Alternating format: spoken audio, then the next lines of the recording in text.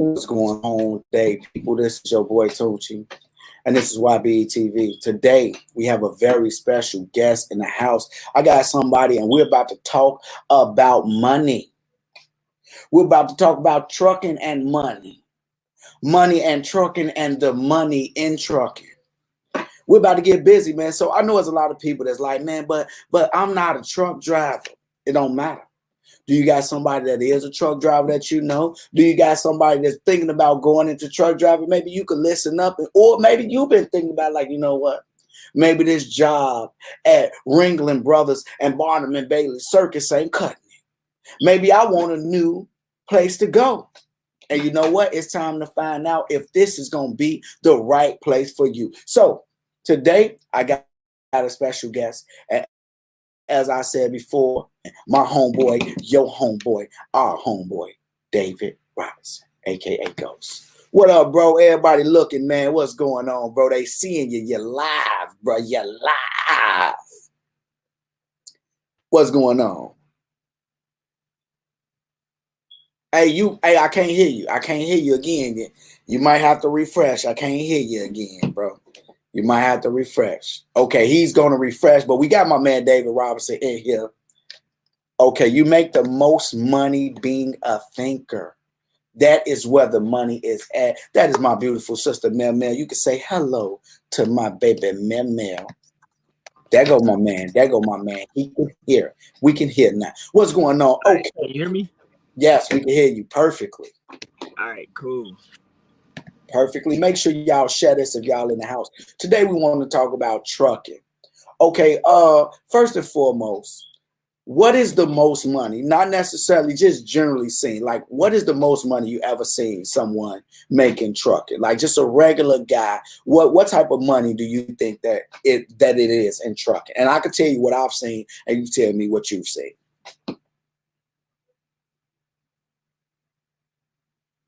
Yo, what'd you say? You lost your sound again, bro. Sound effects. Where are the sound effects? So, Can you hear me now? Perfectly. It was the earpiece. Needs to go. Hello? Yeah, we can hear you. So what do you say? Like, okay, when it comes down to it, Tune, what up, Eric Davis? What's happening, broski? What type of money have you seen made in trucking? What would you say? Different. Hold on. Okay, well, I'm gonna tell you. Like, I seen one couple. It was a husband and wife couple. They was working with a crappy company too. They actually one of them worked in administration for a company they were signed on.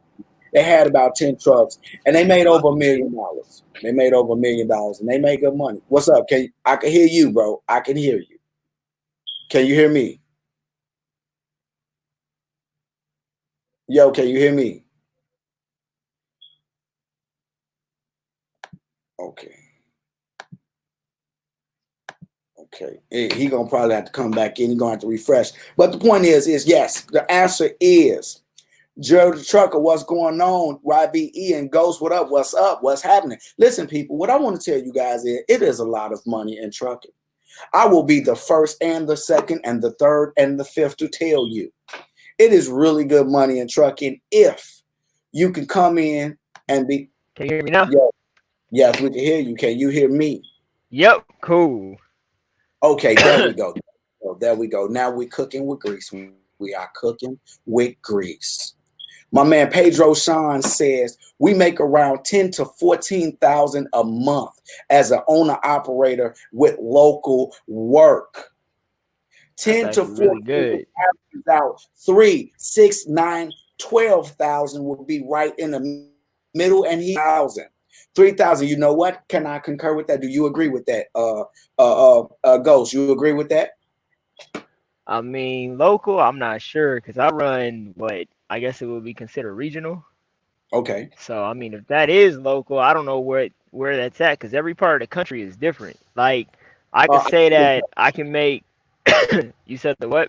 I can verify that. It was a company that I know of named Scott Beckman. They paid 75% of the load running containers, and I swear to God, them little short run. You got to think about them short runs pay.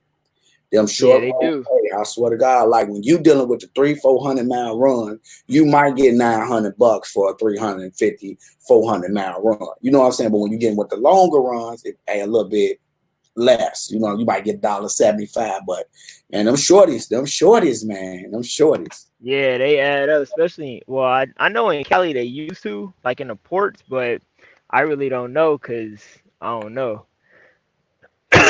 I really couldn't tell you to be honest. My man say ports of California. That's exactly where it's at. Yeah, Ports. yeah, He he's went running to the ports. ports. True facts. Yeah, I heard that the ports do make good money. It's just when I had the chance to put my truck in there, I didn't. I drug my feet, and then they changed all the laws on us. And I think they put it up to what you need a 2014 to get in there. I got a 2013, Mm. so I was a year short. Oh, wow. Okay, we about to dive into it because you are the guest, and I gotta start shutting up. I done got my win now. All right. First off, what do you feel all of the to this industry? Some of them always ask me, which one is the best to do? Should they go to a school to become a truck driver, or should they go to a company? Like, should they go to the Swifts or the CR Englands or the Snyders, or you know what I'm saying, to get their CDL, or should they just go through a school like Kennedy King College or Dawson Technical Institute, wherever they offer, or should they go to the unemployment office if they got some WIA that you could go through? What should a person do if they want the industry? What would you say? What would you say would be the best route? You want my honest answer, or you want me to Honest bullshit answer. you? Hey, honest answer, bro. Honest answer. uh, I mean, to keep it real, because when I went and got my CDL, I went to Roadmasters. I paid what 1,500. I didn't pay the full amount that I was supposed to, but can I say? Um, but what I found out was I could have went and got unemployment, and the unemployment office would have paid for me to get my CDL. And Yeah. then also, I don't know if they offer it in California for like community colleges, but I know certain places got community colleges that'll pay for you to get your CDL. So it was a bunch of options that I found out after the fact. And then when I went to trucking school, it was just like I could have went to a big company, but I didn't want to be stuck in a contract. But then there was I had a homeboy that went through Swift. He went, got a CDL. I think he went like 1 week out, and then after that he quit and started running with his dad and just paid the what 1200 bucks back. And I'm like, damn, that shit's crazy. Yeah, you know what? I want to weigh in on that. If you don't mind, let me know. You just shut me up. Don't think you gotta be like, I got this. You know what I'm saying? And I gotta shut up because you the special guest.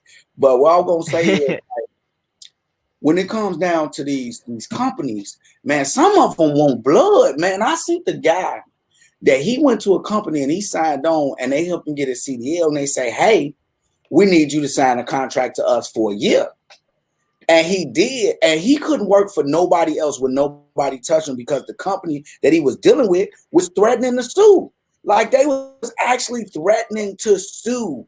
You know what I'm saying? Like if you go anywhere, we will sue you.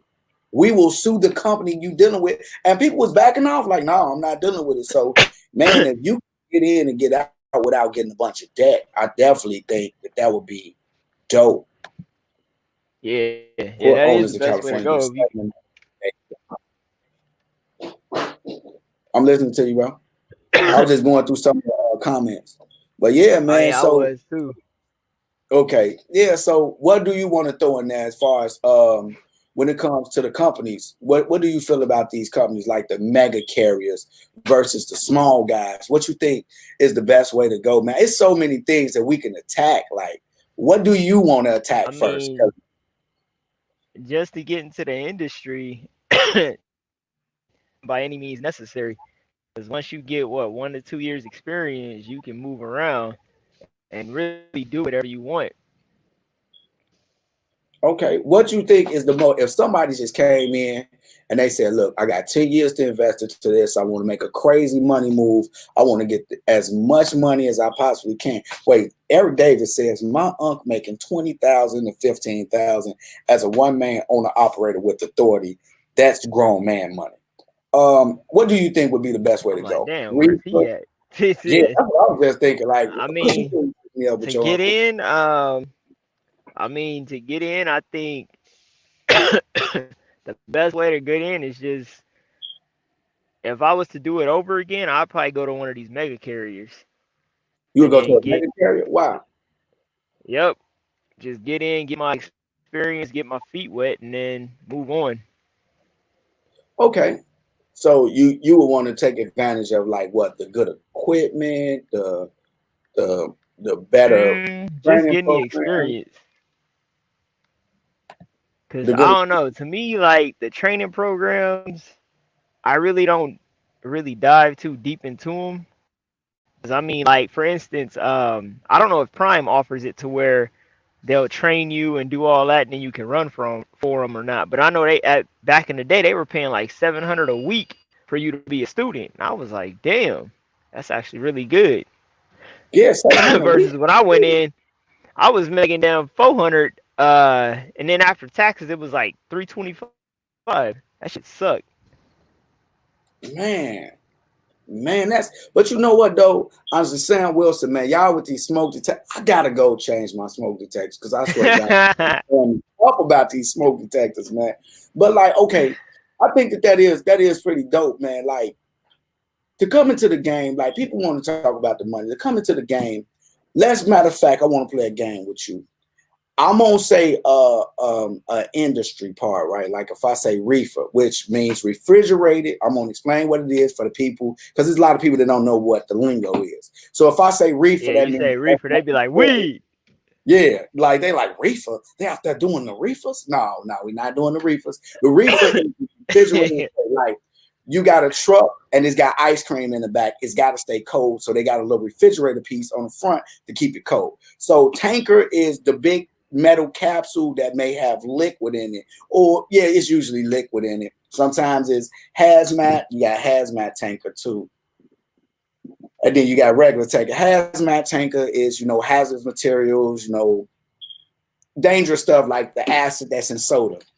Dry van is just a dry box. Anything can go in it, it's dry. You got tanker, reefer, Yep. flatbed, and then you got step deck, and then you got heavy. And I explained it all. Okay, I'm gonna name one, and I want you to tell what do you think the people are averaging in that area. So we're gonna start off with the lowest of the low on the totem pole, which is dry van. What do you think the average will be for dry van? Owner op or company? Okay, we could do both. We could do owner op and company. Owner op. Okay, first we could do dry van company. What is a good average as a company driver, which means that for people that's out there that don't know what a company driver is, if you work for a company and you use their equipment instead of using your own. So yeah, you get paid a W-2. Yeah, you're getting paid a W-2 basically instead of 1099. We haul wacky tobacco. He's silly, man. He's silly, Mario. Both baffles. Okay.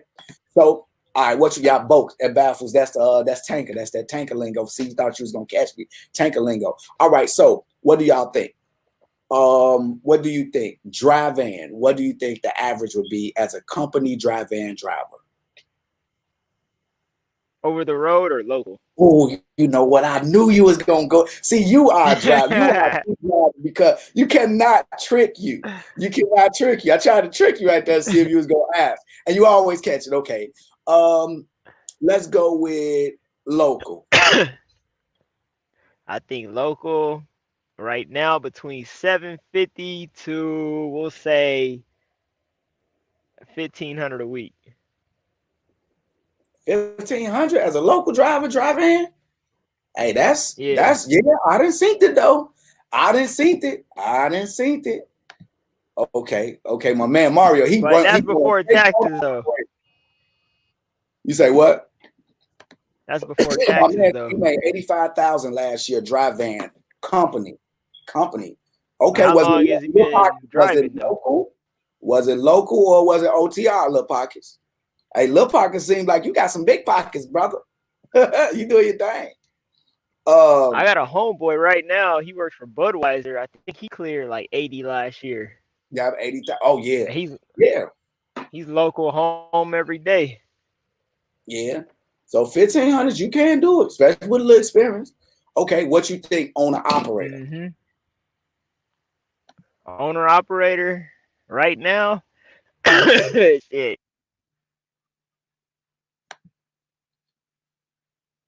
Okay, you said what? Hello. I'm gonna put them up. I'm gonna put them up. I think owner op right now. You said over the road or local? On the operator first, we're gonna do local, then we're gonna do OTR. All right, local owner ops. Oh,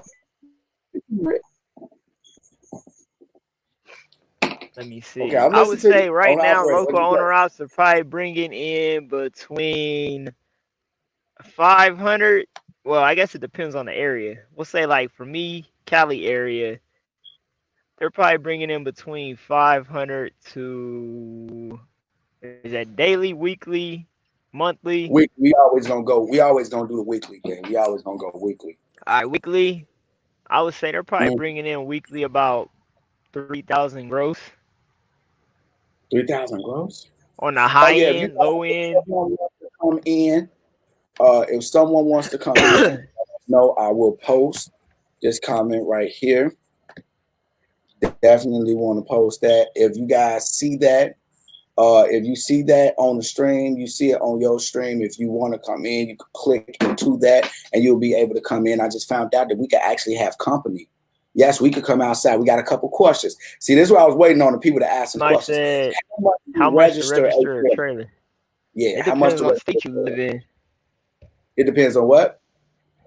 The state you live in. In California, I think for all my trailers, it was like what, $45 a trailer. That's it? Yeah, it wasn't that much at all. It was cheap, and it's good for Mm, what, 5 years. mm, okay. We got from 100% worldview, we got 220, 2,200 on the operator or lease. I don't understand that. Do you understand I that don't question? understand that.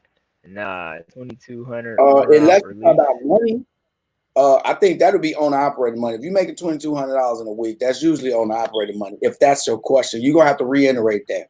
Yeah, Intermodal unless you've rail. been at Okay. I know UPS drivers that have been there like damn near forever. They make like 2,500 a week take home. Okay, now Eric Davis has put this out, and I want to see what do you think? As an owner operator reefer, do you think somebody could pull down $8,000 a week? Now, that's probably before expenses, of course, before reefer fuel and what's the name? Especially now with these rates being where they are, do you think person gonna do $8,000 with the rates being where they at? Do you see that? Where they at right now? I don't see That's rough, man. Eric, I'm not saying, hey, look, first off, we never gonna it. ever call anybody a liar. Yeah, That's really tough though. Like 8,000. Don't get me wrong. Not to think about it. If you go over the road, if you could find a good lane, I don't know. If you could find a good lane, 8,000 though, that's gonna that have to sounds like be. flatbed. Now I guess flatbed doing numbers. Flatbed's doing numbers. I ain't gonna lie. I was looking at the flatbed rates, bro. Like we could look up some. Like we would, man, dude. I did a live with a girl, man. We would look at flatbed rates. Whoo, crazy. But 8,000, that's kind of okay. Coming into the game as a rookie, unless how you long should someone wait before going from company to owner op? Yeah, I was thinking realistically maybe 2 to 3 years, or is that too long to wait? What you say, then I answer it. Come on, y'all. We need questions. We need questions. I think for me, I just look off my experience. I waited what, a year and a half before I decided to buy my first truck. So I wanted to experience the four seasons. before I basically dove off and decided to buy something and then never experienced winter as a driver. Cause my biggest thing was if I'm gonna fuck something up, I'm gonna fuck up a company truck before I do my own. Okay, I respect that. To answer that, let me go back to answer the same thing. I was the total opposite. When I came in, did was I came straight in. I got off my trainer's truck. We trained in the wintertime, so I actually lucked up. That's the best time to train to me because you got somebody that's gonna walk you through it through the worst time of the season.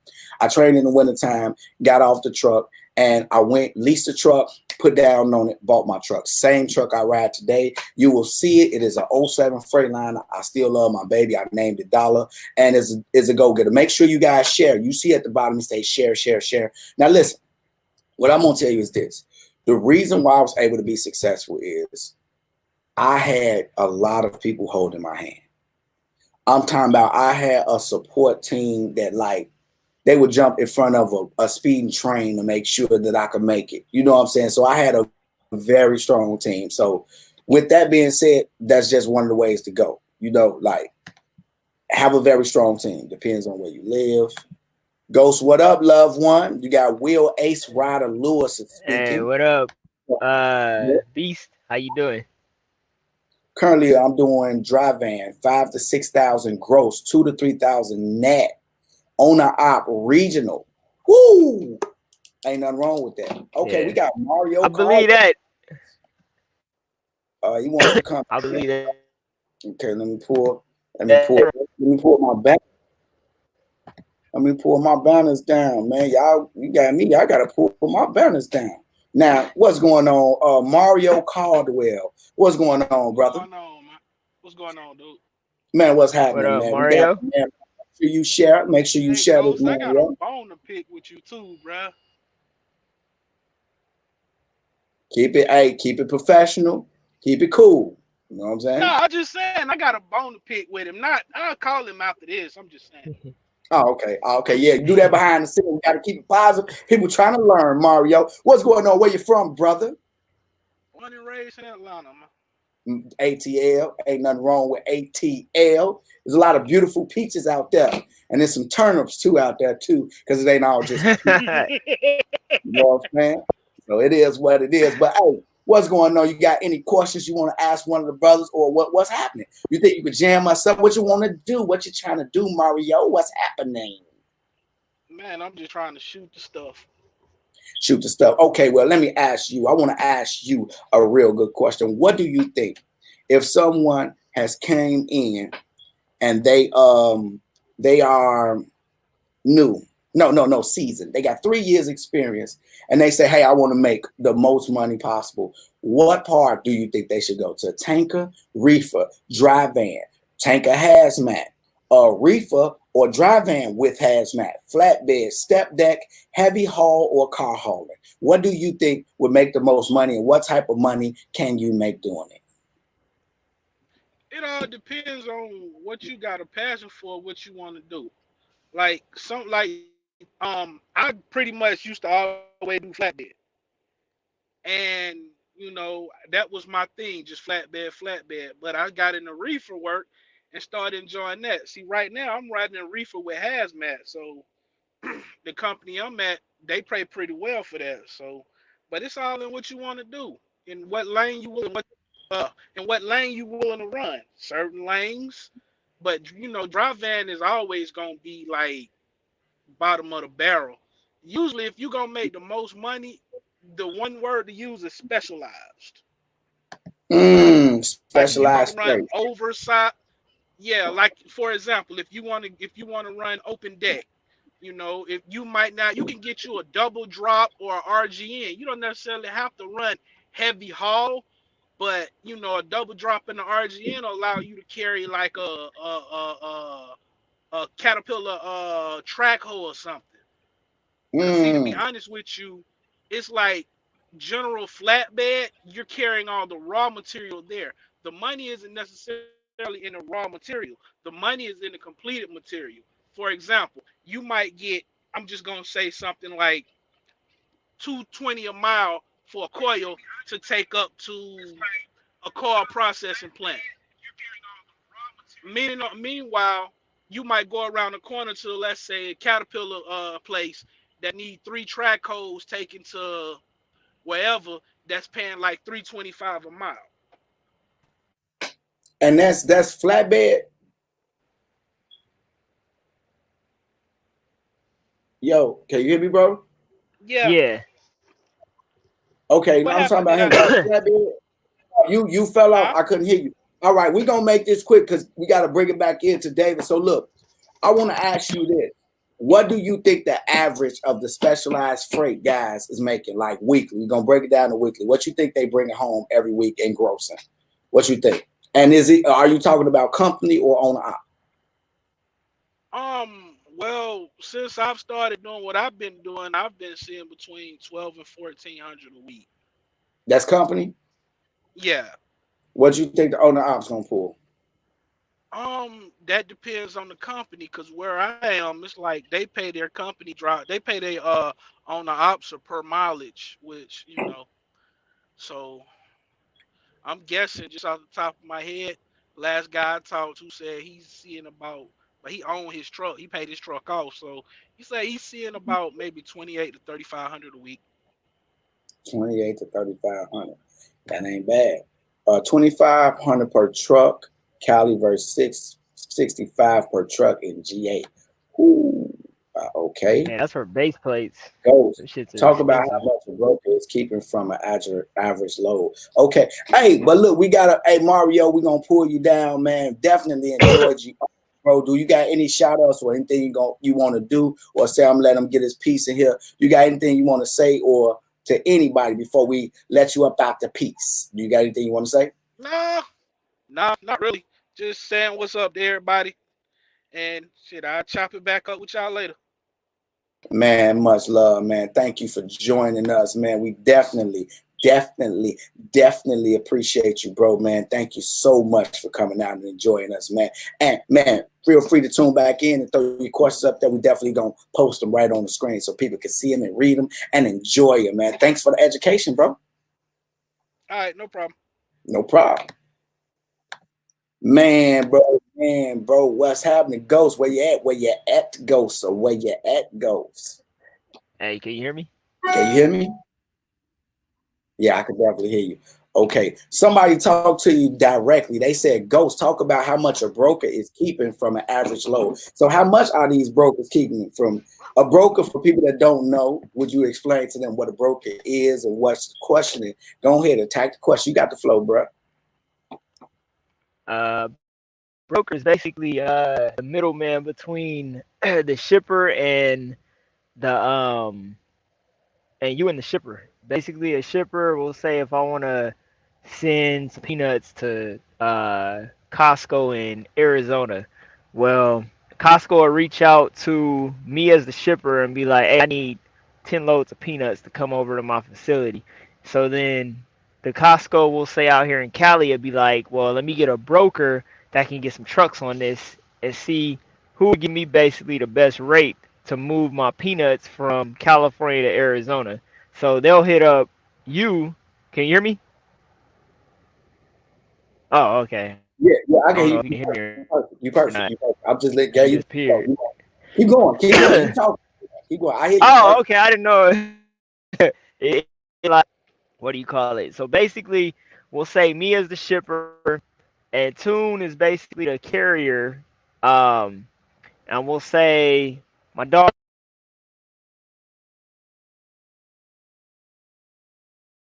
needs you to find me Cali to Arizona, and I'm gonna pay $650.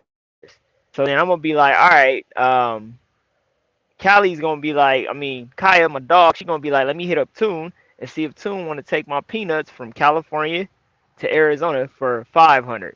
So then, my dog will keep 100 for herself. And that's basically what the broker does. He's just the middleman. But to answer that question, I think it really depends on the commodity. There's so many variables in that. So, like for instance, I know a broker or I know a shipper that was sending milk from Arizona back into California, and they were paying $1,000. Well, the broker was basically keeping 400 of it, and he was giving it to the carriers for six, and he was taking 400 and putting it inside his pocket. So, it really depends on the commodity, on who the shipper is, who the receiver is. But technically, brokers tend to take between 10 to 45 to 50% of whatever the load is actually paying. 50. We really don't know, but it's typically between I would say 10 to 50%. It really depends. The bigger the brokerage, the bigger the percentage that they take. Smaller brokerages, they tend not to take that much unless they're greedy. So I don't know if that 10, answers the question. 50%, that is a lot. That is a lot. Like it's a whole lot. Those might pay $4,000, and you telling me they might take $2,000? Yeah. Some of the larger ones take up to 50%. Like the CH Robinsons, the TQLs, stuff like that. Especially TQL. Somebody said no. Okay. Oh, Snap Truckers. Okay, Eddie Rainey, what up? On the op, you can grow 8,000 to 10 doing reefer, but depends on a lot. I mean, you can. You know what? You need to inbox me about that because that's some good money. That's good money right there. I need that 8 to 10,000. Yeah, it really Oh, does. damn. It You really got the does. live trucker YouTubers. Much respect to both of you. Hey, appreciate you. Appreciate you. Oil fields be getting it. Are you familiar with the oil fields, bro? Ghost, you familiar with the oil fields, bro? Not really. I've been thinking about putting a truck out there, but I don't know yet. Okay, this is my understanding. But I know they making money though. Yeah, it's like, man, the company drivers be making $2-3 grand a week. Yeah. But the thing is that, look, right, this is how it was explained to me. Don't kill the messenger. I'm just repeating what I've heard, and it makes a lot of sense. In the oil field, when we're not pumping oil, when we're not drilling, the oil fields get slow. So when the gas prices are high, means that we're drilling a lot and we're using our oil in our reserve. Our reserve oil, we actually using that. US is using its oil. But then, like, sometimes, like overseas, they sell oil. So they might sell it for pennies on the dollar. So then the US be like, oh, yeah, look, we can't beat that price. Like, we not even going to try. We just going to buy from them. And as long as we can buy from somebody else, the prices of gas has went down because we going for somewhere else. It's cool. They not drilling. They not going to drill because it's not necessary. So it fluctuate. The oil fields fluctuate. Like right now, I think is moderate. It's not going crazy, but they still making good money in the oil fields though. So I just wanted to put that out there. What's the best way to start being an owner operator with little capital? Ghost, it's on you. What you got to say about that? What's the best way to be an owner operator with little capital? Lease onto a company and say a prayer that your equipment holds up. I would say, let me see if I could put this on now.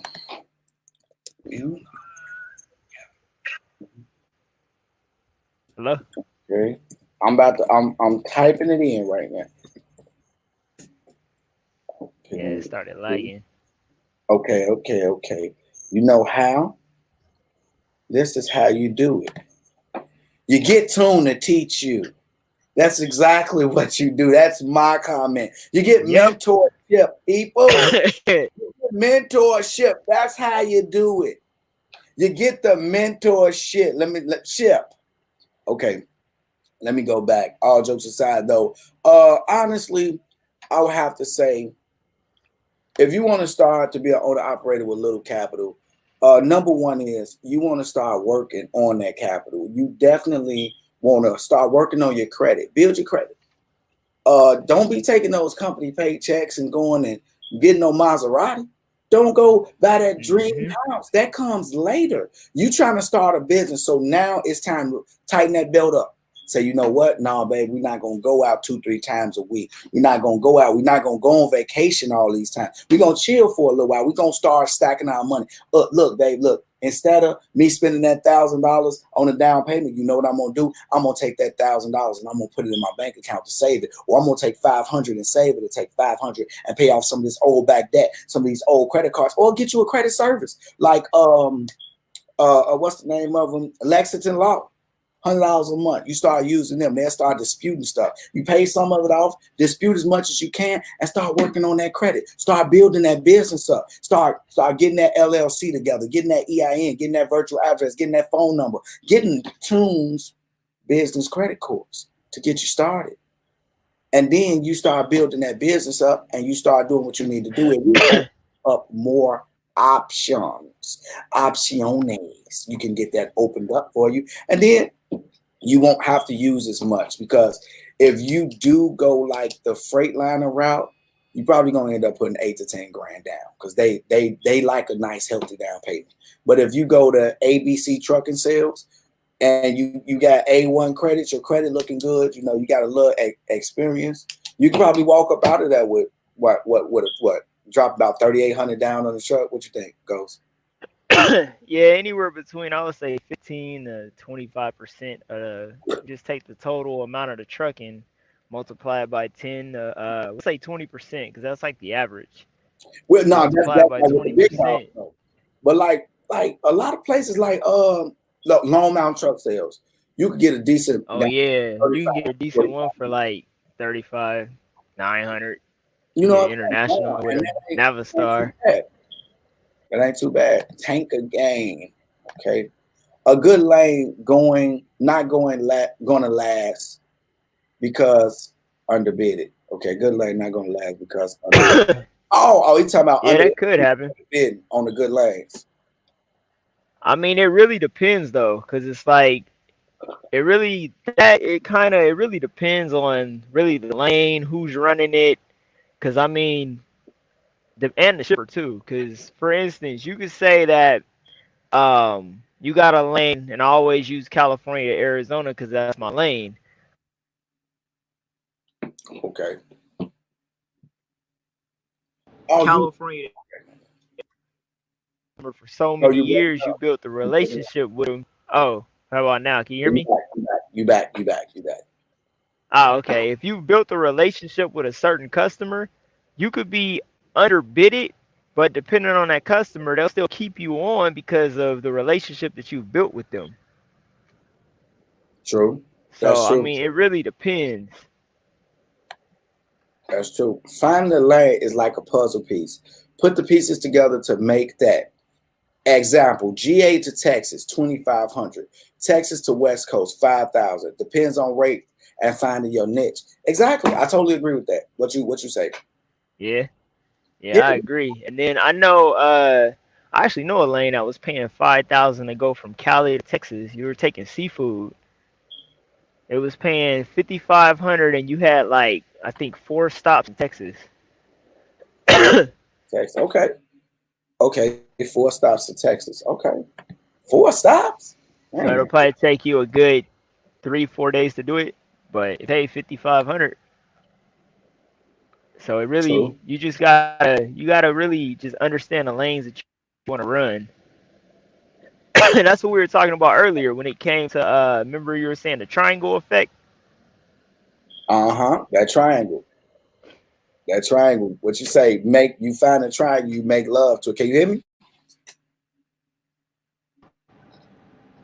Okay, I think I can hear you again. Talk. Yeah, it probably went out again. Picking the right lane really is based off of really where you live at. You just gotta look to see what lanes are in that area. Cause people hit me up all the time wanting to know like what's a good lane, we'll say on the East Coast. I don't run the East Coast, so I can't tell them. But I can tell you good lanes in California, Vegas, Arizona, Portland, Washington, because this is the area that I'm in and the area that I focused on. Facts. Now, this one is from Marquise. Is there a low boy for strictly tankers? I'm pulling tanker right now. Company. Ooh, hey, I can't touch that one. What you say, Dave? Yeah, I can't touch that one either. I know I know a guy that runs Tanker. He's actually a really good friend of mine. I can ask him. He'll probably know more about the Tanker game. I don't know nothing about it. Dang, yeah. See, I don't know nothing about that either, bro. Hey, Ghost, I'm spying right now. Christopher Blade. Hey, what up? What up, Chris? Hey, what's up, Mr. Goodbar? Man, Ricky Webster, great information. Appreciate it. So you hauling a load of these blanks. Ain't nobody ain't nobody about to be playing with your Mario Kart. Well, you was just in here with us. The one that just you do. That's how these mega brosters poke his 50% profit margins. That's crazy, bro. I never knew that TQL. What is TQL? Like, I don't even know what that is. Total Quality Logistics. The lowest of the totem pole of brokerages. I can't stand TQL. Oh, you definitely gonna have to tell us brokering places. Now, bulk loads pay good. What's a bulk load? I don't know what that is. What's a bulk load? Somebody do you know something about something, Cali? Okay. Did you now the bulk loads pay good. Do you know what a bulk load is? Yeah, that's ain't that tanker? Something to do with tankers and all that? I don't know. That's what I'm saying. I've never heard that lingo before. How to get good money running in California only as an owner operator. Okay. What you California only? Yeah. Or just running out of California, or you just want to do strictly California? All right. Don't have to go to the next one. Okay. So California only, you just gotta find a good lane. I mean, for California only, it's kind of like a broad. It's like a loaded question because do you want to run local California? You want to run up and down California? How do you want to run California? Okay. Because I mean, I know people running California only right now that are bringing in like 4,000 to 5,000 gross. So I mean, it really depends how you want to run. Okay, this one say, I think I'm gonna try to run through these questions real fast because we are way behind. I think that's backwards. I thought it was cheaper when we were drilling at home. If you got a water supply, right, at home, if you just look at it from common sense standpoint, that's why it made sense to me. If you had gallons of water at home, right, and you were selling water and it was coming straight out the faucet of the United States, right? And then you got your own alkaline water at home that's coming out your pumps. It's gonna be cheaper when you buying somebody else's because you just gotta resell it. Like, all right, well, I'm buying this for $3 for a case of it. You know what I'm saying? Give me $1 water, keep it moving. But when you selling your water out your personal supply, it's gonna be a lot higher. So yeah, that's why it made sense. It sound backwards possibly, but that's why it made sense to me. But you never know. I told you, I'll repeat. Don't beat up the messenger. I'll just repeat. Back to the broker convo. It's not just the brokers taking money off the top. The dispatchers got their hand on the pot too. Possibility. I would say buy a truck and start with the rail yards. I like that idea. Ain't nothing wrong with going with the rail yards in the beginning. What you think, Ghost? Yeah, I don't think there's nothing wrong with the rail yards. I got some trucks that I need to figure out what I'm gonna do with my trucks. They just sitting right now, chilling. Man, I make $15,000 a month, bringing working days 5 on, 3 days off. Wait. Daytona, I'm in East Texas oil field. Oh, Robert Scott, I did talk to you earlier. Dude, buy something, man. I was just talking to you, man. We was on the phone for a minute too, bro. I remember you. What's happening, bro? How you feeling, bro? You was asking about you did tell me about the oil field. What's happening? That's why you lease on to a company that lets you book your own loads at Marcus. But they take a nice chunk out that load, man. Like when you book your own loads, like with somebody like Snyder, you get 65% of the load. That's a nice little chunk that they're getting. What you pulling? A sandbox? Keep it respectful, y'all. Save up your money to be an owner operator. I speak from experience. That's real talk, bro. I'm taking all your courses soon as everything falls into place. My man, make sure you get all 3 of them for a bundle price. My hobo, my truck. Where are you coming from? Make sure y'all subscribe to me and David Robinson, YBET. Make sure y'all subscribe if y'all not subscribed. Hey, I would never. hey, he the MVP. I swear to God, That's he the is MVP. a fool for that. I was signed on to a company as an owner op, but not lease. Okay. Then why worry about the dispatch? Everybody who got their hand on the pot, it definitely shortens the pot. How to make good money in California as an owner operator? Oh, okay. We already talked about that, right? What's a good starter truck? I like the 07. I like the 07 Volvo, man. What's a good starter truck with you, Dave? I say a Freightliner Cascade 2010 and 2014, not 2015. Okay, you said a Just from 2010 and what? experience and from just all the trucks I've owned, I would say Freightliner Cascade.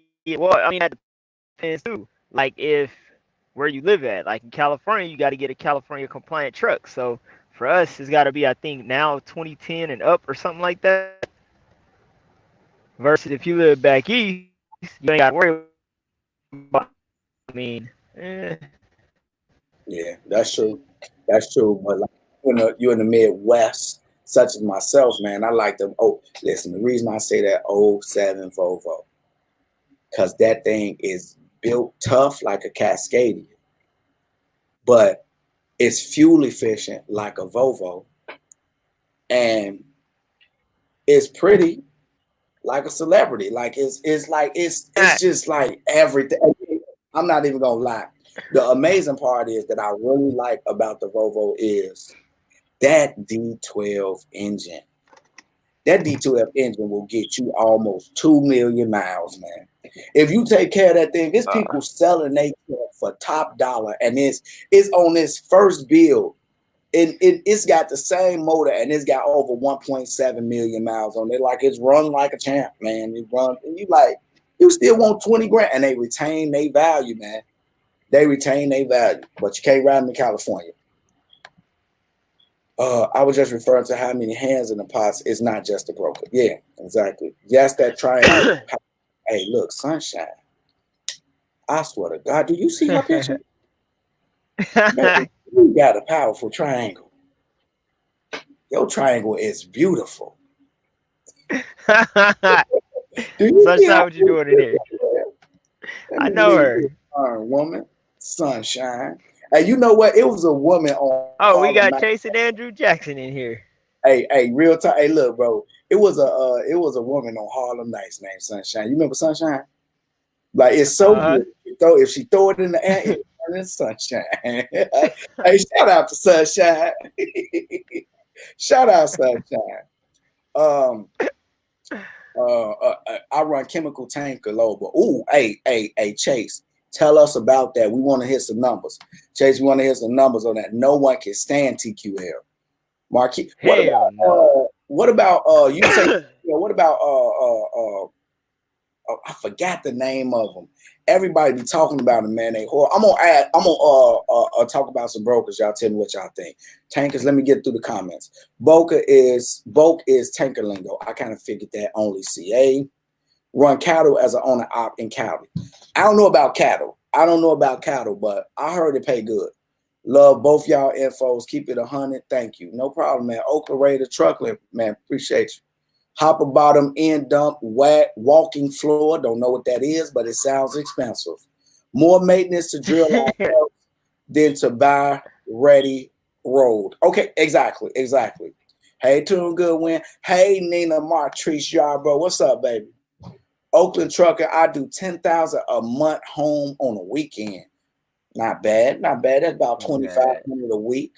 Home on the weekend. I can't argue with that. Not bad money. What's some good low boys to use? I have Convoy, Uber, and that. I never seen Convoy. I seen Uber and that. I seen that and Uber. Okay, Convoy, Uber, that. Hold on, I'll tell you right what about now. JB I got him on this 360? phone.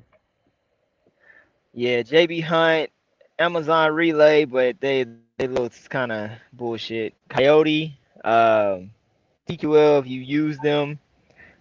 Um, CH Robinson Yeah, that's what I was gonna and ask JB about. Hunt. Jay Robinson. Are they okay? Huh? Okay, if you said the top three load boards to use, let's go in order. Let's name down the load I boards. just say that. The worst to the best. I don't know, cause I use that and 123 every now and then, but I don't know. I really don't. When it came to the load boards, I really only use a load board when I truly need a load, cause I got basically brokers that I deal with now that I can just hit up and get loads all day long. Okay. So yeah, it really depends. But something that everybody should download is an app called Truck Down. If you ever break down, this app will save you a What's lot of headache with finding. It's called Truck Down. and what it's for? Because I'm It taking looks actually I'm learning. What is it for? it's breakdowns. If you break down on the road, What do it do? basically you can just Google local mechanics and stuff or tow trucks, tire places. Basically, it's just a breakdown app. Like if you break down, it's the go-to app to basically help you out. Okay, I like that. I like that. Okay. So you say C.H. Robinson, Amazon Replay, Convoy, JB Hunt 360, Coyote, Mhm. and is there anything I missed? 1, 2, 3. Let's Oh, see. oh yeah, I thought I said 1, 2, 3. That's it. Okay, Yeah, Sandbox, it's really. Tune, and Oil Field. Yeah, let me know. Just let me know. Just tell me what it is. Damn, it got dark where you at fast, bro. It got super dark. Yeah. How can you How can make you make money if money you if don't you own? own If but you don't own but drive? don't drive. Oh man, you just man, if you could find a company, honestly, I would say if you could find a company, let's just say you found a company and you ain't in Chicago no more, B. I know him. That's my bro. You out, I think he in Arkansas, like Mississippi. I don't know if they got any like rail yards or something out there. I would try to find somewhere local. If they got somewhere local by you that pay a nice percentage and can keep a driver busy, I would put a truck on with them and put somebody in it. Because that's one of the best ways, man. If you starting out, one of the biggest things that take people down is maintenance. Maintenance on the road is horrible. Oh my God, I hate maintenance on the road. What you think, bro? Maintenance on the road, man, it's like it's one of the things that is usually expensive, really expensive, $5,000, $6,000 to fix something. Okay, we can't hear you because I definitely seen you cough, but I definitely didn't hear it. Oh, can you hear me now? Okay, I can hear you now. I can hear you now. So, like, one of the things I would say to answer that is, man, try to find a company that's local if possible, or you find you a company that's gonna give you a good percentage. Um, get somebody that you could talk to about the industry, so when you run into the hassles and like man, just make sure you getting your truck taken care of. So why I say local is you can watch it a lot better. You can learn it a lot better. You got somebody that's doing a daily run. At the end of the day, when they come in with the truck, you could come in and you could check it out. Hey, let me make sure, okay, the tire is not flat. It's looking good. They're not vandalizing it. You're able to see it more and you're able to build relationships with local mechanics in the area. And you know what I'm saying? You start learning the ones that's honest and dishonest. You use them and you get a better deal. So I would say probably local. That would be my thing I like best. But if not, go whichever direction you think would fit. What you think, Ghost? I just know from experience because I had some investors that bought a truck and they put it onto my authority. I think the best way to do it because I put them on a dedicated route. So I mean, it really falls down on the driver because the driver at the end of the day is gonna tell you whether you gonna bring home a check after they've been paid or if you gonna go in the hole. So if you don't have a good driver and a good lane, you gonna go broke.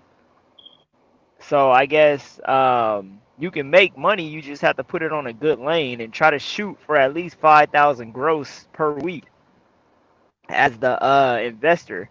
Because then we'll say you pay your driver $1,000, they take 1,500 in fuel. That's 2,500. Then you left with 2,500 for your pocket. Well, minus 500 because you got, well, say if the company takes 10%, that's 500 bucks out of that 5,000. So you're looking at about 2,000 to either 1,000 to go into the truck and then 1,000 to go into your pocket, or you can take the whole 2,000 and dump it into your pocket. It really depends. But if you got a truck note and everything else, it's that truck better be making at least 5 grand a week or better. Facts. Totally agree with that. Totally agree with that. See, it's to each his own, man. Everybody, it's more than one way to skin a cat. And if Sunshine come back in here, you know what? I'm about to, you know what? I'm sorry, Sunshine. I just took off my professional hat. You are very beautiful. You threw me off, and I apologize. It's only a joke. Hey, I'll tell you what motor to stay away from, the Max Force. Oh yeah, Max Force. Oh my God, run. But when living in Tonight, stay away from the Max Force. Oh my God, you better run from the man. That like I know from experience. I bought a truck. I bought a International with a Max Force. I knew what I was getting myself into. I knew I was about to get myself into some trouble because, you know, it lived up to his name. And the truck went out and blew up before it even completed its first load. So, oh man, that's horrible. Hey, make sure it went 60 miles and took a dump. I paid 10 G's for it. And that was funny. Get a pre-EGR engine if you can. Like I'm definitely one of the people that agree with that. I do not like EGR. For the people that don't know what that is, that's all that DEF fuel stuff and admission stuff that they like. Man, it's messing some trucks up, man. It's tearing some engines up, man. It is tearing some engines up. What do you think about buying Ryder trucks? It's always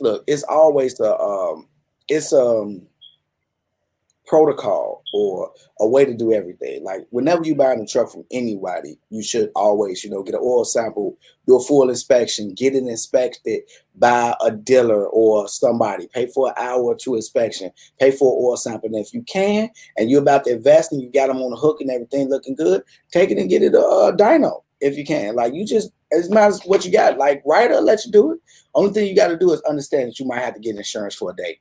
With some places they hide behind, oh, it's not insured. You just call somebody, hello, Ryder, give me 1 day of insurance. About to take this truck in. You already know. What you think, bro? What you think about buying trucks from Ryder? Ghost. I don't know, because it's a Ryder truck. I know when I rented a Ryder truck, I abused the shit out of that truck. So, I don't know. But like people abuse fleet trucks. People abuse company trucks. Yeah, people abuse trucks from everywhere. You know what I'm saying? 2007. I say just check it out. Hey, Sunshine. See, look, y'all gonna leave Sunshine. They don't want to play no more, man. Okay, how do you have your life set up like this? I am amazing, people. I don't even know, honestly. Do y'all like it? How you got it set up? Do y'all like it? It's tight though. I appreciate it. Look, just reach out to me. You see my look. Let me take the share thing off. Let me take the banner off. Look, as you see, Sunshine home. Hey, I swear to God. See, you know what? I should have did this. Sunshine. Hey, Sunshine spoken for. She's spoken for. Oh man, I'm just playing. Throw it in the air and it turned. Look, I swear to God, I got everybody talking. Sunshine brighten up my night in Wisconsin. You go, Sunshine. Hey, it's just Joe, Sunshine. I hope I ain't seen Sunshine, you the MVP. Come back and say hi. Man, I swear to God, Andrew holding out on the info. Money in frameless work. Uber freight trying to pay 69 cents a mile. Top 3. That Coyote and Amazon be trying to pay 10 cents a mile. Okay. Matt Amazon is the cheapest. Man, what's up, bro? Hey, that's my dog right there. What is happening, bro? What's happening? I have my authority for California only. I own my truck, no payment, single driver, book my own loads. What are some good tips to grow as an owner operator? Oh, okay. Up to you. Which one? You want this? I want this. What's up? It's up to you. Man, he books his own loads. What are some good tips to grow? Are you trying to grow your fleet? Are you trying to grow Like, how are you trying to grow as an owner op? Because there's so many ways you can grow into a fleet owner. You can grow into like what you want to do. Okay. Like, how do you want to grow as an owner op? Okay. So your question gonna get answered even more luck at style. You're gonna have to answer more for him. I'm gonna just give you the general answer. Good tips as the grower as the owner operator is to look in advance 5 years. Quit looking for next week. Quit worrying about the check next week. Quit worrying about the checks next month. Lock down the money. You already look like you locked down the money. You driving, you book your own loads, you got your payments. Now you need to start thinking about marketing. You need to start structuring correctly. You need to start allocating certain parts of your business to people to say, okay, you know what? If you got a wife, you got a husband, you say, okay, babe, you think you can help me with this? If you can, if you a one-man show, a one-man army, or one woman show, one woman army, what you do is you say, okay, I need to start looking into marketing on Facebook. I need to get applications, a website. I need to structure my business correctly and get it looking more professional so people will take it more serious. And you need to start trying to get people to pull in applications. Forget that you don't have another truck yet. You're about to have more trucks, which means this is what I tell people when I got a marketing course. A person say, hey, Tim, why should I get the marketing course? I say, how many trucks you got? They say, one. I say, you got any trailers? No. They say, I'm just trying to get this together. Why would I get the money? I'm like, well, because you need to be looking in the future of what you want to accomplish.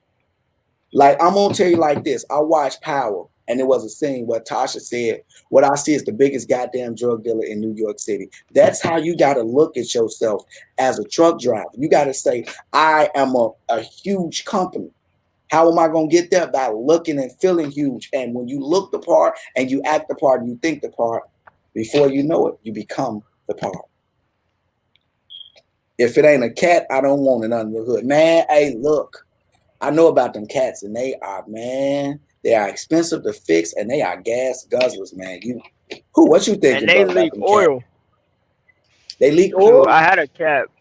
Yeah, my second truck was a cat. It was I had a I think it was a 387 Pete. It was an automatic with a cat, and that shit leaked oil like crazy. But you could pull a mountain out the That ground. truck, and it was expensive as shit. Yeah, you could pull damn near paint off the walls with it, but it was just expensive to keep up. And then California emissions had to get rid of it. Mm. I kind of figured that, man. Them cats, they strong as hell though. What is the best advice for someone young to get into CDL training? What you thinking, Ghost? You want to take it? Yeah, I'll take this one. I would say best advice, get in and learn as much as you can and figure out the path that you want to take in this industry. If you want to be an owner op, you want to be a company driver, you want to be local, just figure out your purpose. Facts. Total facts. But know before you go into the industry what you want to get into. So then you can kind of start directing your way in that route. Facts. I can't argue with that. What do you think about hot shot trucking? You gotta take this because I don't think about hot shot trucking. Don't know nothing about it. What you think about hot shot trucking, bro? I thought about it, but I don't know. Like when it comes to dualies and all that, I heard that they got a lot of transmission issues. So I'm just like, you can do more with a semi. So I never really wanted to get into it like heavy. If I did get one, I'll probably use it for like more towards recreational stuff than I would actually anything else. Okay. Okay. Just got myself a 96 Peterbilt with a 377 Cummins N14 red top. Congratulations, man. Congratulations. I don't know a lot about Congrats. a 96 P. Man, just run what you gonna run with it. And I'll just say, man, make money, man. Make Because I your know money and keep the money oil on change. yeah. And man, just I don't know, man. Don't speed, man. Try to get the best fuel mileage you can in that thing. But Cummins ain't that bad though. I don't think Cummins gonna be that bad. You might be able to do. My max force is good, 2015. All right. Continue to pray. Hey, there's some good Mac forces that are good. Yeah, it's just like you might get a good one. You might have lucked up and got a good one, but it is a high number that gets a lot of bad. Well, my man William Mosley in the house. What's up, Will? Had to I'm tune looking in. What for up? an engine right now for mine. What up, What up, Dave? William? You guys are awesome. Great information. Thank you, Look at Tanker Gang. You already know. Hey, I see you. I see my advice. First time on the oh, we finally made it to the bottom of the comments, man. We finally caught up. First time on the vault operator advice. What do you got for Will? I say save your money. Save your money. Because in breakdowns is no joke. Whoo! Please say that again, bro. Please say that Yeah, again. breakdowns is no joke. And find a good local mechanic because if you take your stuff to Freightliner, they gonna rape you every single time. Man, I went there for a window, man. This would have been a $200-300 job, which is high. $1,000. Yep, I went there for a damn airline on my compressor. It was $950. Man, I'm telling you, they are go like listen, Freightliner, they do not go through sexual droughts. They will have sex with you. Freightliner, man, they listen. You remember when Martin caught that rat turkey snail thing and they beat it up in the cabin? He was like, I might be cold, but I damn sure ain't hungry no more. Freightliner is gonna eat. They will. Whoo. So yes, save your money, and that was your advice. My advice for a first time owner operator is, man, don't let the money consume you, man. Like, pull over, go to Mhm. sleep, man. Get your rest, do what you need to do, stay safe out there, and try not to break too many rules. Should I leave a $70,000 job and start my own? I can't tell you to do that. But what I will say is this, okay? Do you want this one? Because I kind of like this one. Can I have a day? Yeah, I kind of like this one too because I did that. I left down there making 80K with the state. I mean, with the county, and I'll let you go first. Okay, what I say is, man, listen. When you see these people on these vlogs and these talk shows saying, man, I had a job, I was making 100 grand, I was making 80, 90,000, I left my job and I this, and this. You seeing them, because this, I'm not gonna take nothing from them and say it's not true. That's not my thing. I'm not gonna do that. But what I will say is this: just because they ended up making millions, don't mean you will.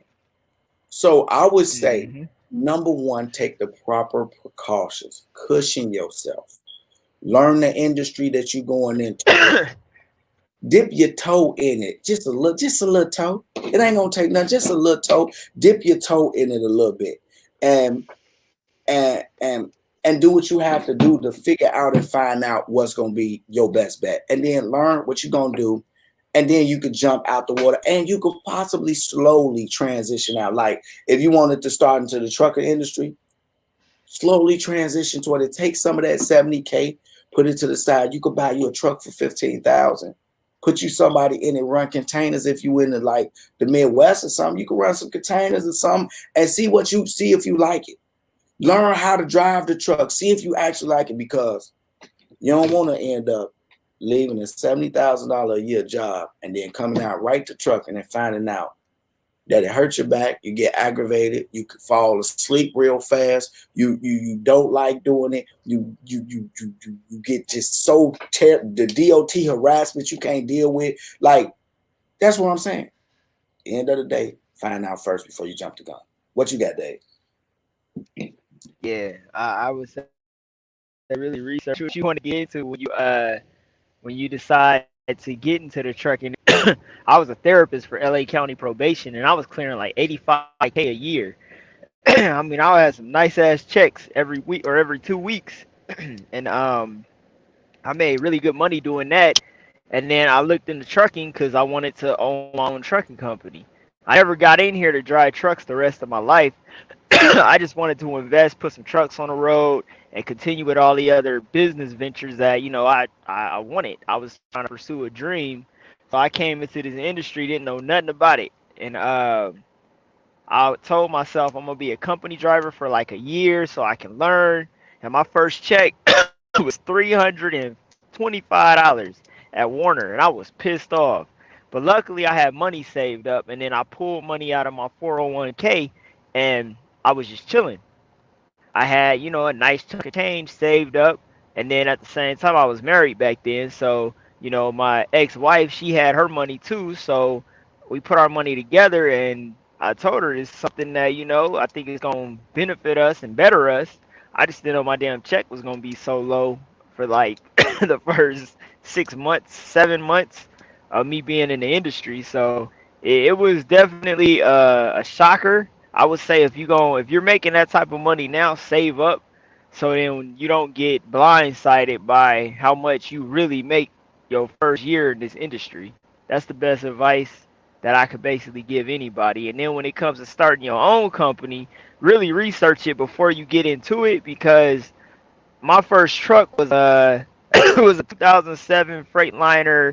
I want to say it was either a Century or a Columbia. It was one of the two. It had a one of them 12-liter Detroits in it, and I think it was like a 12-liter or something liter because I remember everybody was like, "Oh yeah, you got the good engine," and I was just like, "Okay, I didn't know nothing about it." And then my first year, I got hit with the emission laws because I had bought that truck. Then I went back because my first truck I paid, I put 10,000 down on it, and I ended up only financing 20,000 for the truck. Then 30 days later, I felt like I was the shit, and I went and got that damn Peterbilt. Didn't know nothing about Peterbilts, didn't know nothing about cat engines, didn't know anything. I just knew that I wanted to get these trucks. I was on with UPS, and I wanted to put them on with UPS, put teams in them, and then I got hit with California emission laws and everything else, and yeah, I had to sell everything, and I ended up doing a lease purchase with Snyder so I could get a better understanding of how the industry worked as an owner op or leasing and all that. So that's the best really advice that I can give anybody. Save up your money and research and talk to the right people because there wasn't too many people on YouTube talking about being an owner op back then. And it's like the people that I tried reaching out to, I realized they were company drivers. So I would say just really look before you leap. That's the best advice I can give anybody that has a really good paying job that wants to get into this industry because you will be blindsided by the difference in money. Man, If hey, you hear hey, I love it. I love it, bro. I love it. I love what you just did right there. 2015 Max Force is called the N13. Wake up your mom, dude. Oh, okay, cool. Freaking out. It's called the N13. Thank you for that. I start school next week. Any advice? Yes, man. Be alert. Pay attention. take And just take it notes, serious. write everything down. Oh, you know what? I got one for you. For you. I got some pre-trip advice for you. When you pre-tripping, they gonna show you like a sequence. They're gonna take you to the front of the truck, most likely. Say, look at the lights. They're gonna say, look at, under the truck to make sure they no liquids. Then I think they go to the driver's side, open it up, and they start taking you down the side. Every time they do something, I want you to take your smartphone and I want you to snap a picture. When they say the clearance lights, snap. When they say look under the truck, I want you to get down and snap under the truck. And then everything properly mounted and bolted and properly mounted and secured and no scrapes, bulges, gouges. They're going to be showing you everything pointed out. I want you to snap, snap, snap, snap, snap. When you come the next day, I want you to be an expert in that pre-trip. Because when you go home, I want you to pre-trip in the bathroom. I want you to pre-trip on your mattress on the bed.